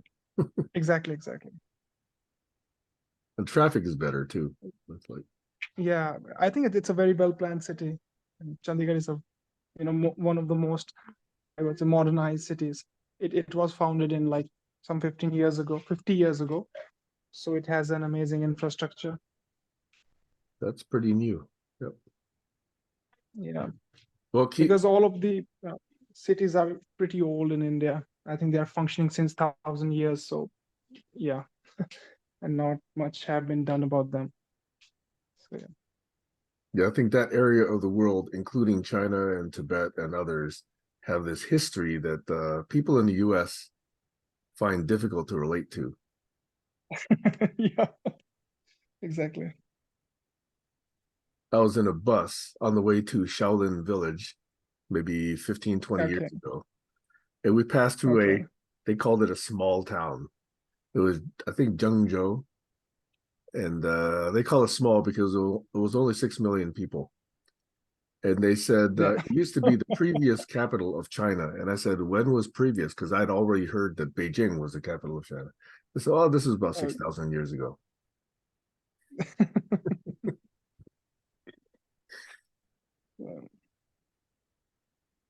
Who is Zoom user? That's Josh. Joshua. Oh, how can we change this? Oh, I mean, he must be on a different computer. I'm on the same one. Is this not popping up? No, it's just that you must have logged in with a different account or something, because it doesn't. It automatically puts your name if you log in with your regular account, and if you log in as like anonymous. Press the button on my phone, so I did the same thing I always do. I don't know what's going on. Yeah. Okay. You want me to leave and come back with my name, or do you not? Well, Do I look too ugly? You don't know who I am? it's fine. You can change it on the top right-hand corner. So can Sam. Sam can change it too. Yeah, I don't think I can, but no, I can't because I'm yeah, not. you got it. It's done. Easy. Yeah. Easy busy. That's right. When you Thank know you what for to letting do. me join. And how is everybody today? Everyone, how is CC and is here? Well, Barry's recovering from a rough night. And we're experimenting with Bard AI. And I was just asking, Good to see you, Joshua. You too, Diggy. Yeah, it's been a while. So we have AI companions who weren't running the background. So whatever you talk over somebody, you'll be recorded. So what is the AI thing supposedly doing or not doing that it's supposed to be doing? it unfortunately is only available for the admin. That's me. Oh, And it does three things. There's only three things it's really trained to do. It says, I can ask, was my name mentioned? And it'll tell me if it was. It says, what are the action items that have been mentioned in the session? And it'll summarize the action items. Or it says, what topics were discussed? And it'll summarize the topics. And there's also the catch me up option, which tries to do as much of that as possible. I see. So right now, that's what AI Companion does. So it's your companion, not our companion. Okay. That's right. But if I'm correct, and I don't know if you fixed the problem, it doesn't start automatically. So while Sam wasn't around for the first 50 minutes, it didn't pay any attention to what me and the other Sam were talking about. That's right. It missed And all. then, right, and then the two Sams tried to correct that problem by changing the settings. Were you guys successful? No, I'll have to do that later. Okay. Like, for So example, now I caught you up. after I turned it on, I said, what topics were mentioned? And it says, the topics discussed so far include changing settings in Zoom, sharing screens, the weather, health issues, locations in India, and the AI companion feature. Which is pretty accurate. That's pretty much what got discussed after this thing got turned on. So I can actually say, what are the action items? And it says, the transcript does not provide any information about the action items after the meeting. What happened to Did you- action item to change your setting? I thought that was the one that we were talking about. It was I'm asking the same thing, because previously when we asked about the action items, it said for me to try and set up the AI companion and for Sam Chan to help me find the right setting for it. Right. But this time I asked, it said, You forgot. nada, The memory. nada. Does it keep resetting? It shouldn't, but hey, I didn't build this thing. It's in beta, my friend. What I'm waiting for is when it builds its own next iteration. Yeah, it'll come back and say, what you guys ought to talk about next time is these following three topics. I mean, eventually an intelligent system has the faculty of selecting its own evolutionary pathway. Well, obviously, we're not intelligent yet. Otherwise, we would do that. Well, that was a concept that was floated, I'm going to say, 3,500 years ago, that we have that potential to manage our own evolutionary pathway. And some people bought into it and some people didn't. And Well, some people, to a small extent, you could say we've been doing that, right? well, yes, the pioneers who were the innovators, there have been innovators in many frontiers who did decide to create things that never were before. I dreamed things that never were and asked why not. That's that famous line from Kennedy's second inauguration. But they are a tiny minority of the human population. It'll always be a tiny minority.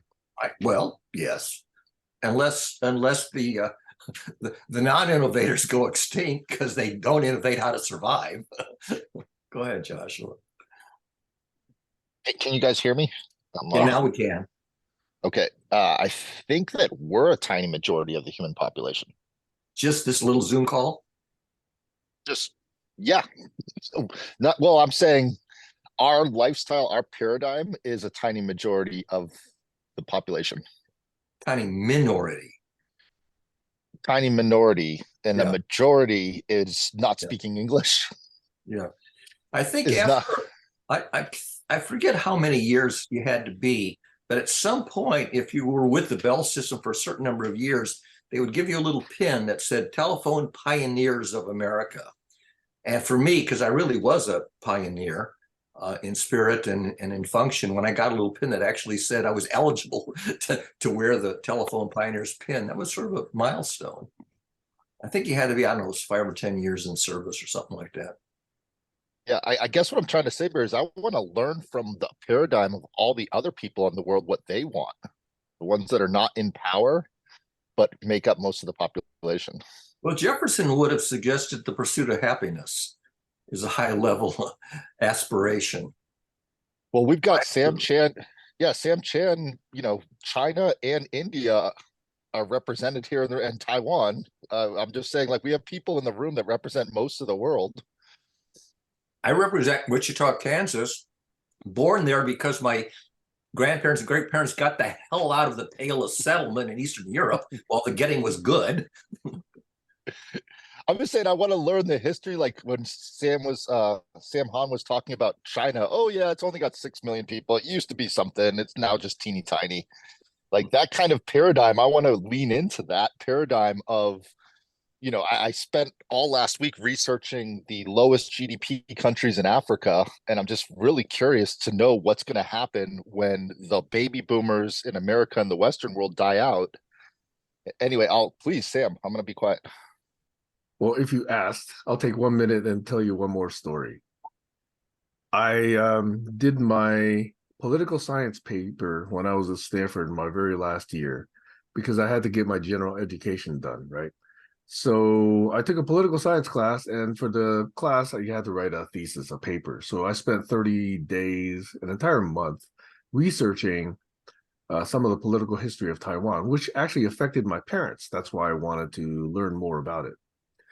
So it turns out that in that time, around the late 70s, there was a newspaper publisher, very young guy in his early 20s, who was writing a self-produced newspaper critical of the Kuomintang government, which was, of course, the government transplanted from China. And they had cracked down on civil liberties. They had installed martial law. They had cracked down on newspapers, whatever. Okay, so anyway, this guy pissed off the government, got arrested, sent to this penal colony called Green Island, which is where they put all the political dissidents. Eventually, his case came up for trial. And because it was about human rights and self-determination, the United Nations picked a law professor from Stanford to go and witness on behalf. No, it wasn't the UN, it was Amnesty International, picked this law professor from Stanford to go and witness the trials just to represent the international view on whether or not these trials were taking place in a just manner. So, being American, he didn't understand Chinese. They didn't pick anybody who understood Chinese. They picked an American guy. So he had to have an interpreter. So he was sitting in court. And in the early deliberations and the introduction of the case, the interpreter would lean over to the guy and say, this is what they're doing. They're introducing the lawyer. They're introducing this one. And at one point, the guy turns to his translator and says, what are they talking now? And the translator says, oh, right now they're just citing legal precedent. And so the professor says, okay, so what case is being discussed now? And the translator says, well, it's this principle, blah, blah, blah, blah, blah, blah. It goes through the details. And the professor says, okay, so when was this case litigated? And he said, oh, this is a case from 6,000 years ago. And he said that blew his mind. Sorry, it could be either 2 or 6. I forget the number. But anyway, it's some very large 4-digit number. Okay, so legal precedent, even in the year 1980 or 1970 something, okay, was being cited from thousands of years ago. And for someone from the US, he said, this completely transformed the way he was thinking about his legal system and, what actually happens in other parts of the world. And so he shared this story, and it's actually written up. I don't know where it is, but I encountered this. but it was told to me by this political science professor when I was taking this class. Anyway, I thought I'd share that because you were mentioning how you wanted to get a different perspective about different areas of the world and history and whatever. That I thought was a kind of interesting little anecdote. Over. Thank you, Sam. Wasn't Anthony Amsterdam, was it? I think the guy's name might have been Kennedy, but I don't think it was. Oh, yeah. There was Kennedy who became the president of Stanford in the 70s. Yeah, I don't think it was that one though. Okay. It was a different Kennedy. That Kennedy presided over a trial at Stanford over the English lit professor Bruce. Can't forget his last name. Who taught Moby Dick, and he got brought up on charges for inciting riots, and that John Kennedy presided over the trial of this English lit professor Bruce. I have to look up his name. There was a Donald Kennedy who was ex-Stanford. Yeah. That's the one. Donald Kennedy was at the time wasn't yet the president of Stanford, but he presided over this trial, and the trial was like 72 because I was there. And if you Google up English professor at Stanford Moby Dick trial, Bruce something or other, it'll tell you his last name. The Moby Dick incite violence. No, he that was the subject he taught. But he had given a speech at a rally. Remember, the anti-war rallies were going on in the early 70s. And he gave a speech at one of the anti-war rallies that was considered inciting violence. Because the student, I mean, people were actually, not just protesting, they were thrashing. There was this Hoover Institution at Stanford. They were trashing that particular building. H. Bruce Franklin. That's the guy, Bruce Franklin, yeah. Was he convicted or acquitted? Well, Sam will tell you. I don't remember. Franklin was dismissed. The lawsuit was filed. Oh, sorry. Yeah. He's the only tenured professor ever fired by Stanford. Yeah. I sat in some of those here, I don't know what to call them, trial or hearing, and Kennedy was the officiant. And I was very impressed with him as the officiant. But we're talking about, what is it, 72? Does it say what the year was? The firing came after Franklin made the speech, February 10th, 1971. Yeah, and the trial was in 72. And he was fired in 72 by Stanford trustees. Yeah. So I got to see Donald Kennedy in action in the role of the officiant. Yeah. I wouldn't call him the judge. He was the officiant of the panel, however many professors were on the panel. Oh, the firing came after Franklin made a speech protesting the U.S. invasion of Laos. Yeah, but it's not about protesting. It was about inciting violence in the protests. Well, this article in the LA Times just said after the speech, students occupied the Stanford Computer Center and more than 100 riot police were called to the scene. Right. Yeah. There was a sit-in. They called them sit-ins in those days. And it was not only disruptive, I think there was some violence. I don't remember exactly what happened in the sit-in, but the whole sit-in was not a peaceable act. It wasn't a peace action. It was a disruptive action that was more than just a peace action. Yeah. And it was disruptive because the computer center is, 1971, that's a pretty essential resource. There's only one on campus. Nobody had their own personal computers. You had one computer center on campus with millions of dollars worth of gear. Remember Lot B, Lot C? Were those names familiar to you in those days? Lot A, B, and C? Lots, L-O-T-S, -A, -B, -C. Oh, something. Well, that's an acronym, isn't it? Yes. Anyway, this is getting to obscurity now. Lots were that was the central computer facility where you could go and actually log in on a terminal and do compute time.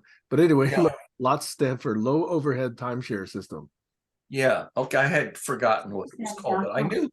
But back in 71, that was all not dial-in, but serial line log into a mainframe. Sorry to bore everybody with all those details about stuff. I think I actually used that in a course on linear programming. We had to actually program up and solve a linear programming problem. And I believe that was the system I would have used. would have gone to that center and keyed in the Yep. parameters of the linear programming exercise. I always tried to I'm log proud in. of that because we were only given a certain number of minutes. And so if you made too many mistakes, you were screwed. And I was very, very careful of coding it up. And I was correct on the very first try. I had it correctly coded up with no punctuation or typos, and I got the correct answer on one try, and I was done in 5 minutes of You're computer time. inhuman, Barry. I was what? You're not human, Barry. Well, in that regard, I was an anthropologist from Mars. Anyway. All right. So how do we get on this subject? How do we get here? Because about so the point is that I don't know about China, but in the hemisphere, the rule of law came into being. Well, the oldest written copy of the rule of law was the Code of Hammurabi, and its dates, you can look it up. I think they're roughly 4,800 years ago. I think that's right. You can look up now, the Code of Hammurabi was not the first instance of the rule of law, but it's the oldest surviving copy of a written code of law. So 6,000 years ago sounds a little bit too early, because I think word of that would have gotten to the West pretty quickly. So I'm going to say 2,000 years ago is much more likely to be the date of a procedure in which you've got a record of the rule of law in China. I mean, in the West, you basically credit Solon and Hammurabi with, and a few other people with inventing what we now call the rule of law, at least for the West.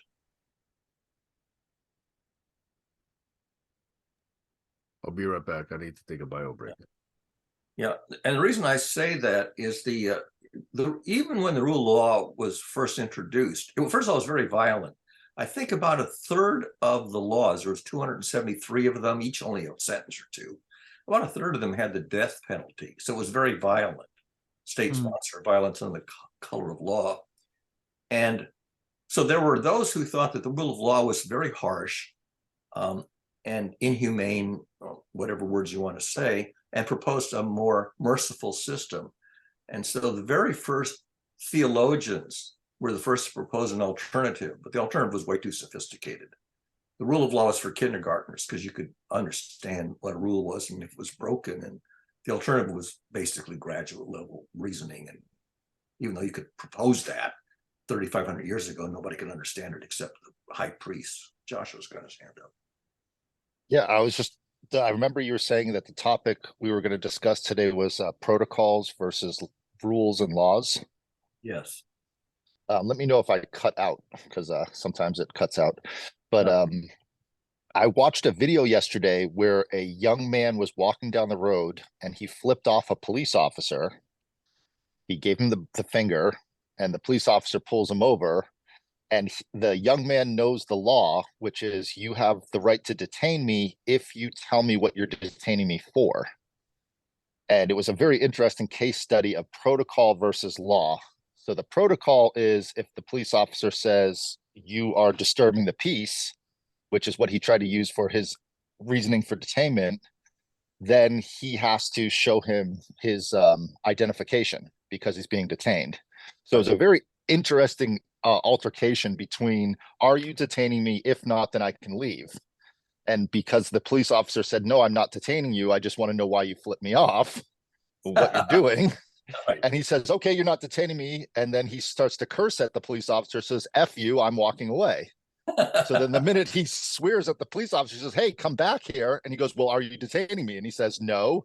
Okay, well, then I'm walking away. And it was a very interesting protocol versus rule of law.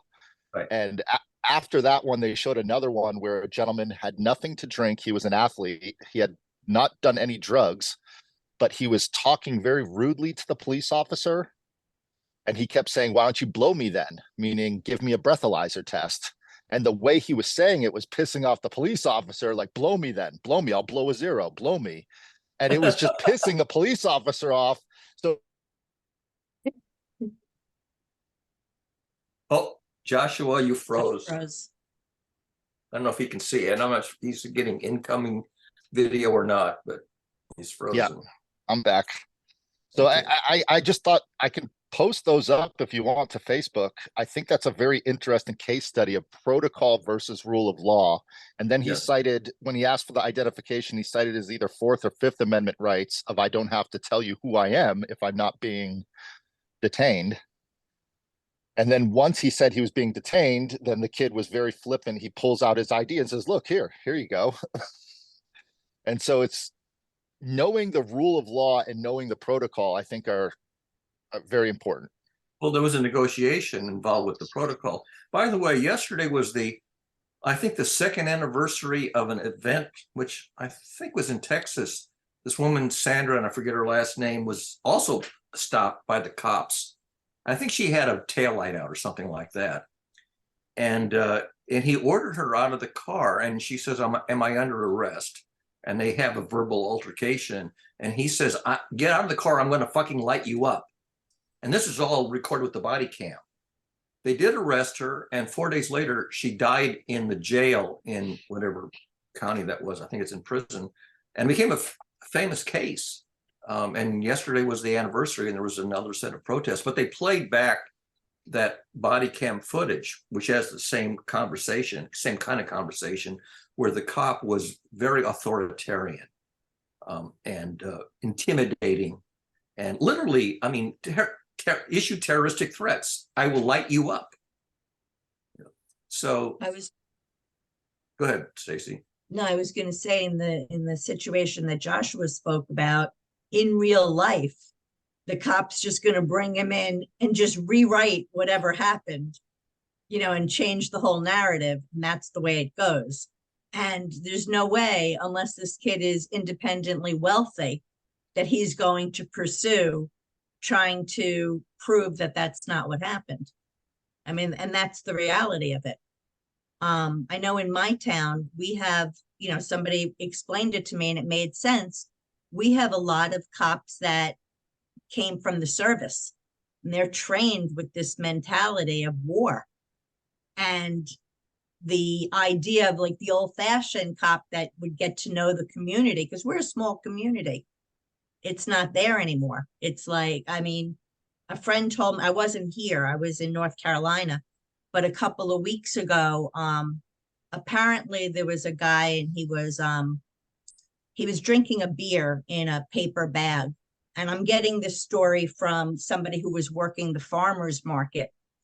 And they wound up beating this guy who didn't even like protest, he stood, for having the beer. And the ambulance came and everything. And the reason I'm getting this story is because this farmer's market worker was so shaken up. He had shared it. Now, I would love to go on my local Facebook community and ask about it, but I'm not going to do it because I'm afraid. And you guys know me, I'm not usually afraid of stuff like that, but I am legitimately afraid, and I have good reason to be afraid.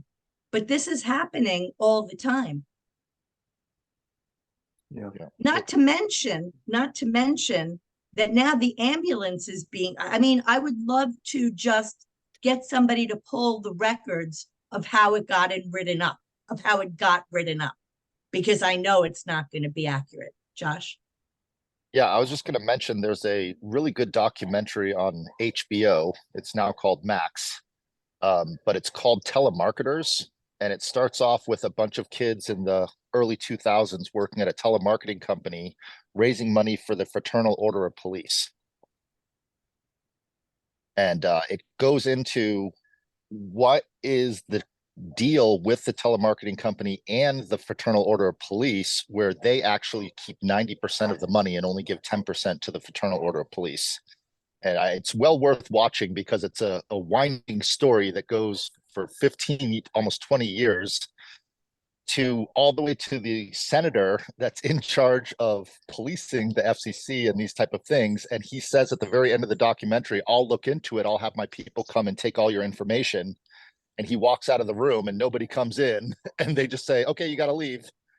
And it's a well-known senator that you'll know to this day. And it's a very interesting relationship with, there's many different organizations that are private in the police department. So there's like 7 different fraternal orders of police, and some are above board and some aren't.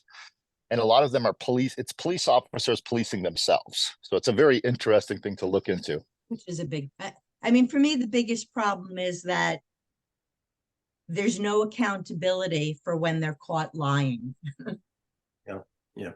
And the consequence of that is a meme that I posted, I think just yesterday or maybe it was the day before. And the meme I wrote down is documentation is not a source of reliable information. Documentation is not a source of reliable information. No, it's not. But there needs to be a greater penalty for a police officer that lies in writing. There has to be some sort of a penalty, and there just really isn't.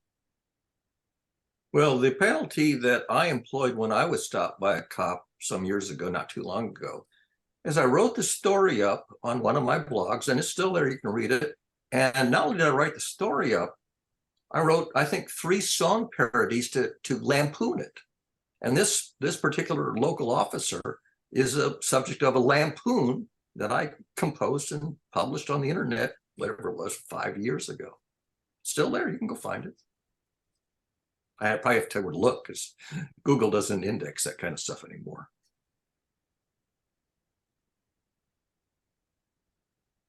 And Sam put in about police hiding behind qualified immunity, and that's a big part of it as well. Police culture in many places, but unfortunately, especially here in Seattle, is deplorable. Yes. And that's generally true of police culture historically. Police culture historically worldwide.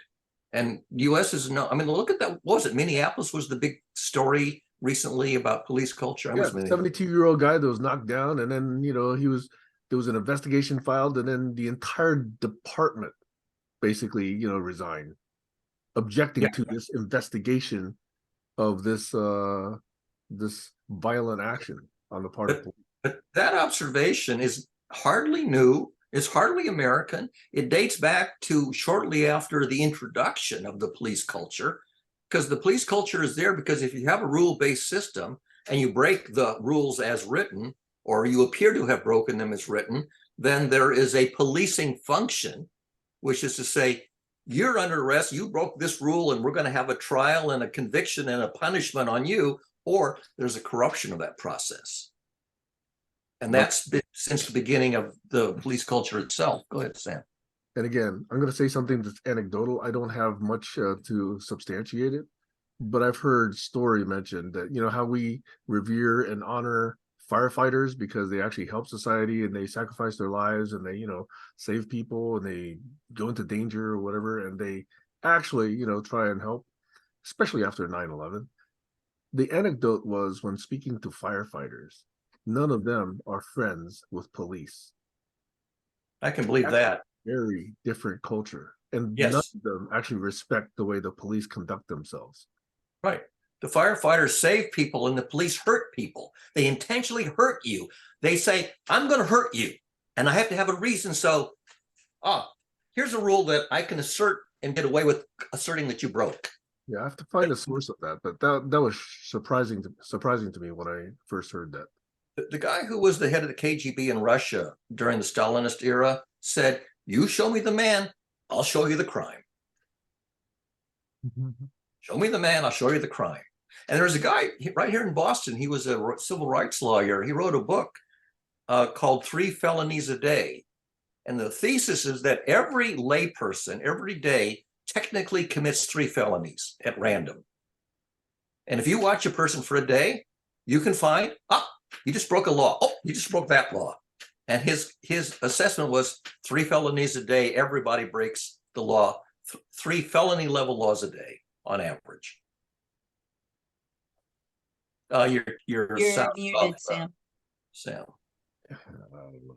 Don't get me started. We only have 11 minutes, and this is just going to get me fired up. I used to think that police served a good function in society. I'm like 99.9% sure they don't anymore. And we really have to do this defund police. And they never did. Restructure it. They never did. But as a child in school, you're taught that this is a really, really fundamental system. You're very lucky to have this good system. And then you grow up and you have real life encounters, or your close associates or friends or family have real life. And pretty soon you realize that's a friggin' lie, what they told us. By the way, I'm about. talking about the US. I'm not sure about police elsewhere, but I'm only talking about the US. Look at South America, for example, Central America, or any place. I mean, it's a ubiquitous phenomenon worldwide, has been happening for about 4,000 years. Well, So look at what arguably- happens. Look at what happens to good moral police officers that try to blow the whistle. They get shoved out. They get annihilated. This is a folk theorem for which there is plenty of scientific evidence to show a pattern. And as a result, people lose faith in the system. Don't say everybody, eventually most people who are paying attention become cynical, or they lose faith in the system. They realize it doesn't function as advertised. It's false advertising. Go ahead, Sam. So maybe about a decade ago, I believe. And again, I'm doing this from memory, but I think the Seattle Police Department was found to be so violent and so badly run that the federal government had to step in. And I think they instituted something called voluntary consent or something, which basically meant that the federal government could oversee the operations of the Seattle Police Department. And only like a month or two maybe ago, that consent decree expired. And because of that, there are now some leaked videos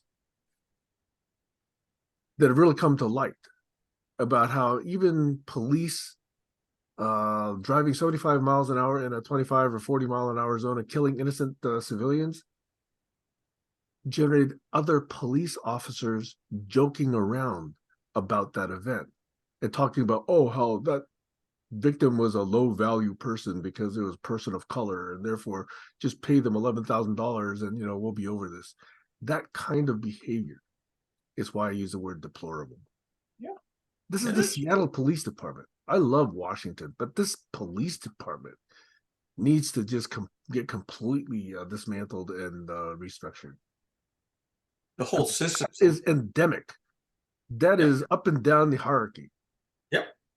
The whole system is inherently mathematically dysfunctional. It fails to provide the function that it was intended and invented to provide. It is mathematically and ineluctably dysfunctional. Arguably, it's quite functional for the reasons it was created.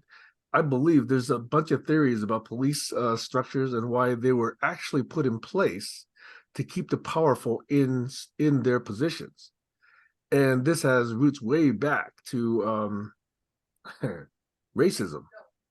Yep. It's very deep. Yep.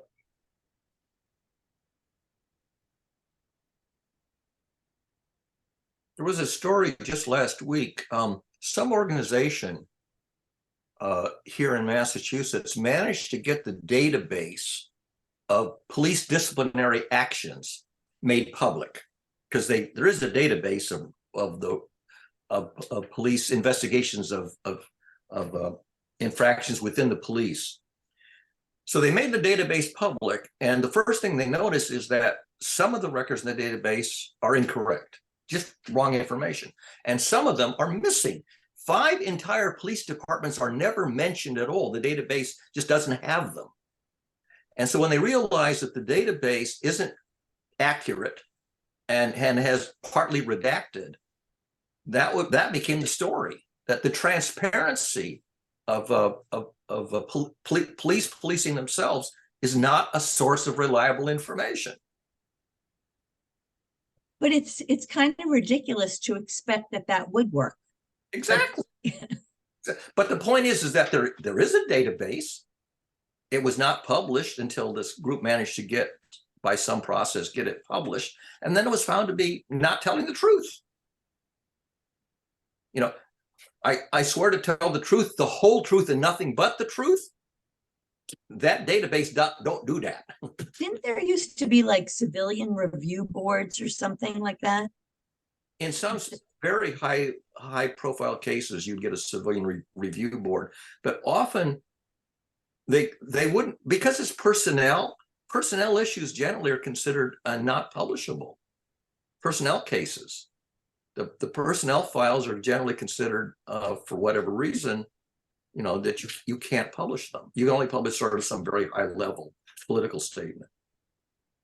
So you don't know how the disciplinary procedures are working. So this is what happened. Was it Minneapolis or St. Paul, whatever, Wisconsin, where the guy kneels on the suspect and chokes him to death? That guy had been through many cycles of reviews, and basically he came out the king of the mountain.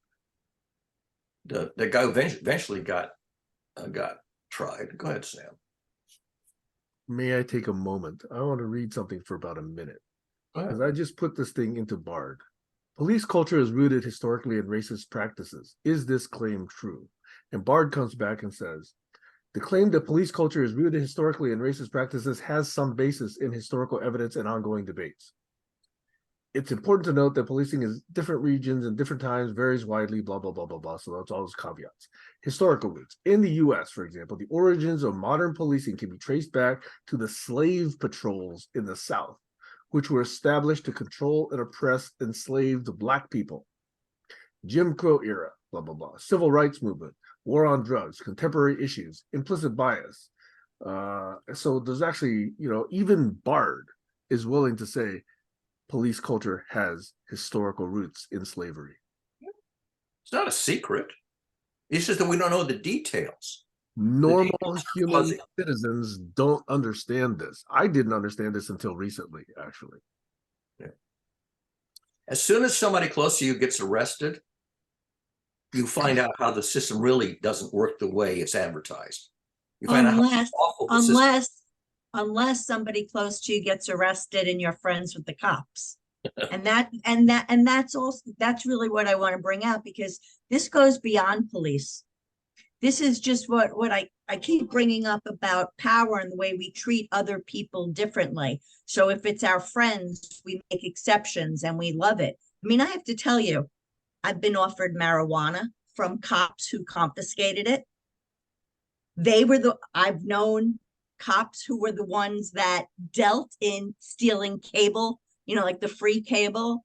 I've been given the police, you know, cards where you're supposed to give, which I never used, but where you're supposed to give it if you get pulled over. And I'm not talking about, nobody that knows me is going to say, I know who she's talking about, because I'm talking about many. I'm talking about many. People will look, you know, they'll look the other way for a friend. But for somebody who's an enemy, talk about weaponizing the system. People weaponize the system on really small levels. It's not just on a big level that things are weaponized. It's on small levels, calling in a complaint to get something, and then using your friends in the system to, you know, push that complaint forward. These things really happen. They happen all the time.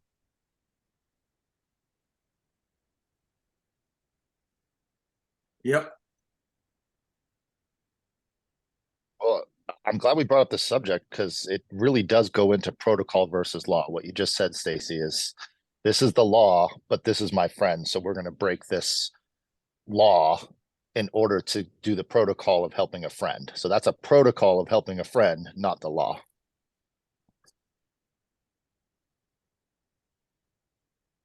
And if we treated everybody like a friend, I'd be okay. Yeah. When we highly recommend. I highly recommend watching that. It's a 3-part docuseries from HBO called Telemarketers. It's very enlightening. And I think there's a change going on. I'm watching these YouTube channels. Someone is doing a Freedom of Information Act in order to get the body cam footage to create these YouTube videos. So there's definitely new laws in place that allow the public to get a hold of these body cam footages. And there's a lot of case studies online now. I've never seen so many. It's just in the last year that I've been seeing maybe there's new laws allowing people to get these body cam footages, but I'm seeing more and more. do all cops wear body cams? Well, it's against the law if they are in, not all regions do, but the regions that are supposed to, it's against the law for them to turn them off. But that doesn't So- mean you get them released in any Yeah, given case. That The big- happens big- all the Go ahead. time.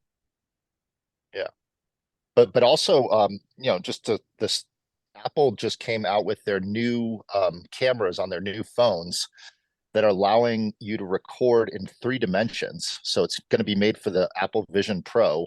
So it's a new way of recording too that'll get more information. So I think that's going to be interesting if you have a accessory device that allows you to record your own body cam, that there's going to be a lot of interesting legal precedent being set moving forward. Having a dash cam, as far as I know, is legal everywhere. Well, I'm not sure. Maybe China, possibly. I don't know. But Well, everybody Just has to go- dash. sorry, just to go back to what Josh was saying though, even once you get all this evidence, what it takes to even move forward in court is ridiculous. The obstacles there towards bringing a court case against police it's a very high bar to jump over. Yep. Sam? You see, arguably, and this is again maybe a result of the fact that I'm not as well educated as I should be, but my understanding of the legal system in the U.S. is it's a what is it? Advocate versus defense, or what do you call that? It's basically a pro and defendant, accuser and defendant arguing. It's not about justice. It's about who can actually make their case. And so, you know, the judges there are not, you know, as far as I understand, not to understand, you know, what is just. It's who's made their case in front of this group of people. So even the fundamental assumption, if I'm correct, okay, I completely admit I could be Sam, say incorrect goodbye. about it. Yeah. Is not about justice. Over. I'm going to paste in the story that I wrote up where I got stopped by a cop in the neighboring town of Lexington. There it is. It's called "The Snot Hurled Round the World." You remember the phrase "the shot heard around the world" from the American Revolutionary War? That took place on Lexington Green in Lexington, Massachusetts. This took place exactly the same location. So I called my story "The Snot Hurled Around the World."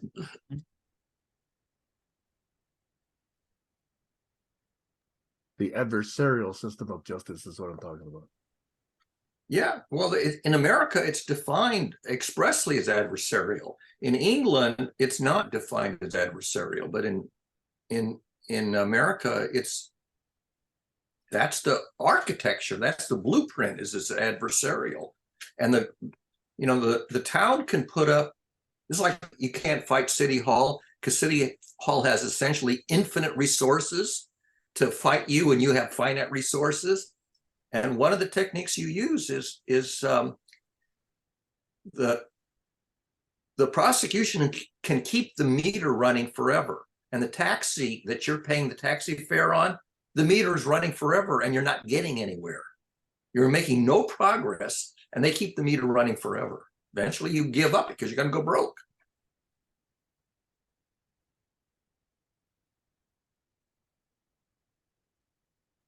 Inherently, the adversarial system will be biased, obviously, for the rich and the powerful. Yep. Look up the word lawfare. Lawfare is a word about how do you use the law and game the system. Weaponizing the law, yeah. Yeah, weaponizing the law, lawfare, gaming the system. And in fact, that's what Trump is doing, because while Trump is being tried for what he's indicted, he is gaming the system. He's putting the rule of law on trial and going to demonstrate that the rule of law doesn't work. He's going to break it. His objective is to break the system. He's already done that. I mean, That's the point. he'd already be in prison. Right. So both Trump is on trial and the rule of law is on trial, and both will be found wanting. Both will be found wanting. And then Trump will be found wanting, and the rule of law will be found wanting. citizens will be found impotent and wanting. What was the subject of that sentence? I What said, will be found? then we as citizens will be found impotent and wanting. Yes, right. If you try to use the rule of law to create ethics, you will fail most of the time. You might be able to get publication about ethics, but you will not get ethics into the system. Look, You'll go broke trying. even with our imperfect system of justice, if we just applied it correctly, we'll be way further off and better off than where we are today, where we have a bunch of incompetent people administering the legal system. Look at Barr. Barr was the attorney general under Trump. Now Barr and Trump are at loggerheads. He tried to get Barr to corrupt the system. Barr kind of waffled on corrupting the system, and now they're fighting each other. He was actually part of it. Well, people always laugh, but I always say I'd rather go in front of Judge Judy because at least, no, seriously, at least you have the cameras and there's some feeling that justice is what they're going towards. At least that's how I always felt. Not that I'm a big fan of her in particular, but the idea of being able to tell your story in layman's terms and to have a judgment on it. And Josh, to be on the record for the entire thing, to be on the record. absolutely. Yeah. I was just going to say, I was offered to go on Judge Judy, and what the offer is whether I win or lose, they pay it. If you go on that show, it doesn't matter if you win or lose, you win because they pay you to go on the show. But I refused. Yeah, I didn't go on the show because I thought the whole thing was just ridiculous. You've heard the phrase, if you want peace, work for justice. This is a well-known phrase. The next sentence, if you want justice, work for mirth. What's That is, that? work for entertainment. You can get attention if you're very entertaining, and you're very entertaining if you're also very funny. So if you want justice, work for mirth. Become a comedian. And the best comedy is a send-up of how dysfunctional the system is in terms of justice and peace. Most of the stories are about injustice, unfairness, and how people behave when they are on the receiving end of unfairness and injustice. If you want justice, work for mirth. But people aren't embarrassed. People aren't embarrassed the way they used to be. They used to be embarrassed over doing things that they should be embarrassed over doing. They're not anymore. So I don't know if that works. It's diminishing in its power to move people, but you still get the attention by being entertaining and funny at the same time. And so it's still a viable strategy, but nothing's guaranteed to change the system. The entertainment industry is exploiting the silly dysfunctionality of the legal system to make movies and television shows and other entertainments and make people laugh and come to the theater. Look at Borowitz. Borowitz is a satirist. He produces basically a half a page of satire, every other day, doing a send up of the political system. And he's, New Yorker bought him out. He was doing it on his own. The New Yorker says, "We want you on our staff." They hired Borowitz to do his satire under their banner, and he's making money. Just doing. Look at the late night TV hosts. Every night they get up and they make fun of the silliness of the government and other public systems. They're monetizing. Yes, they're phenomenal. Yeah, the court jester. Most people don't watch the real news, the conventional news. They watch the make fun of the news. And it's getting to the point where the satire of the news for many people is indistinguishable from the real news. They say, "I thought the Onion was supposed to do satire." The satire is now almost indistinguishable from the real news. The real news is so clownish, so silly. And by the way, deities die when people stop believing in them. Well, there's no official deity for the rule of law, but there's the Statue of Liberty. Okay, you've got these symbols like the Statue of Liberty is, the representation of democracy. When people stop believing in what the symbols represent, the deities, the iconic representations, people start making fun of them. And the Planet of the Apes, at the very end, the Statue of Liberty is shown fallen, in the sea. And the last line is, "God damn it, America, God damn it." No, the Statue of Liberty is fallen.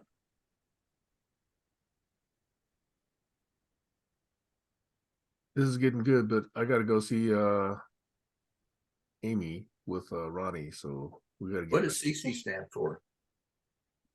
Hmm? What does your What does name CC stand for? stand for? He wants to know. Oh, CICI? Ah, you forget from yesterday. Yeah, probably. Camino Island Collaborology Institute. Oh, okay.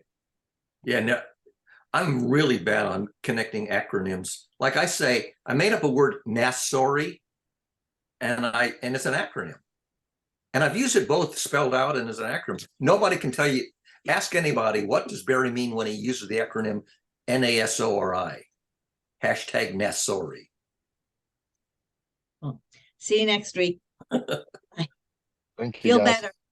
Bye-bye. By the way, the next 3 weekends, like I said, I'll start the system, start the recording, but probably will not be participating since I'll be in different time zones for the next 3 weekends. All right. Safe travels. Thank you. I'll watch the first half of this to see what I missed. Or use your AI companion. I'm sure you'll get it soon. I don't actually have a paid account. I'm a unpaid Zoom, user. Okay. Well, yeah, there's tons of tools now. You can just run it through something else. All righty. Cheers, Barry. Sorry I was late. I was late too. Okay. Cheers.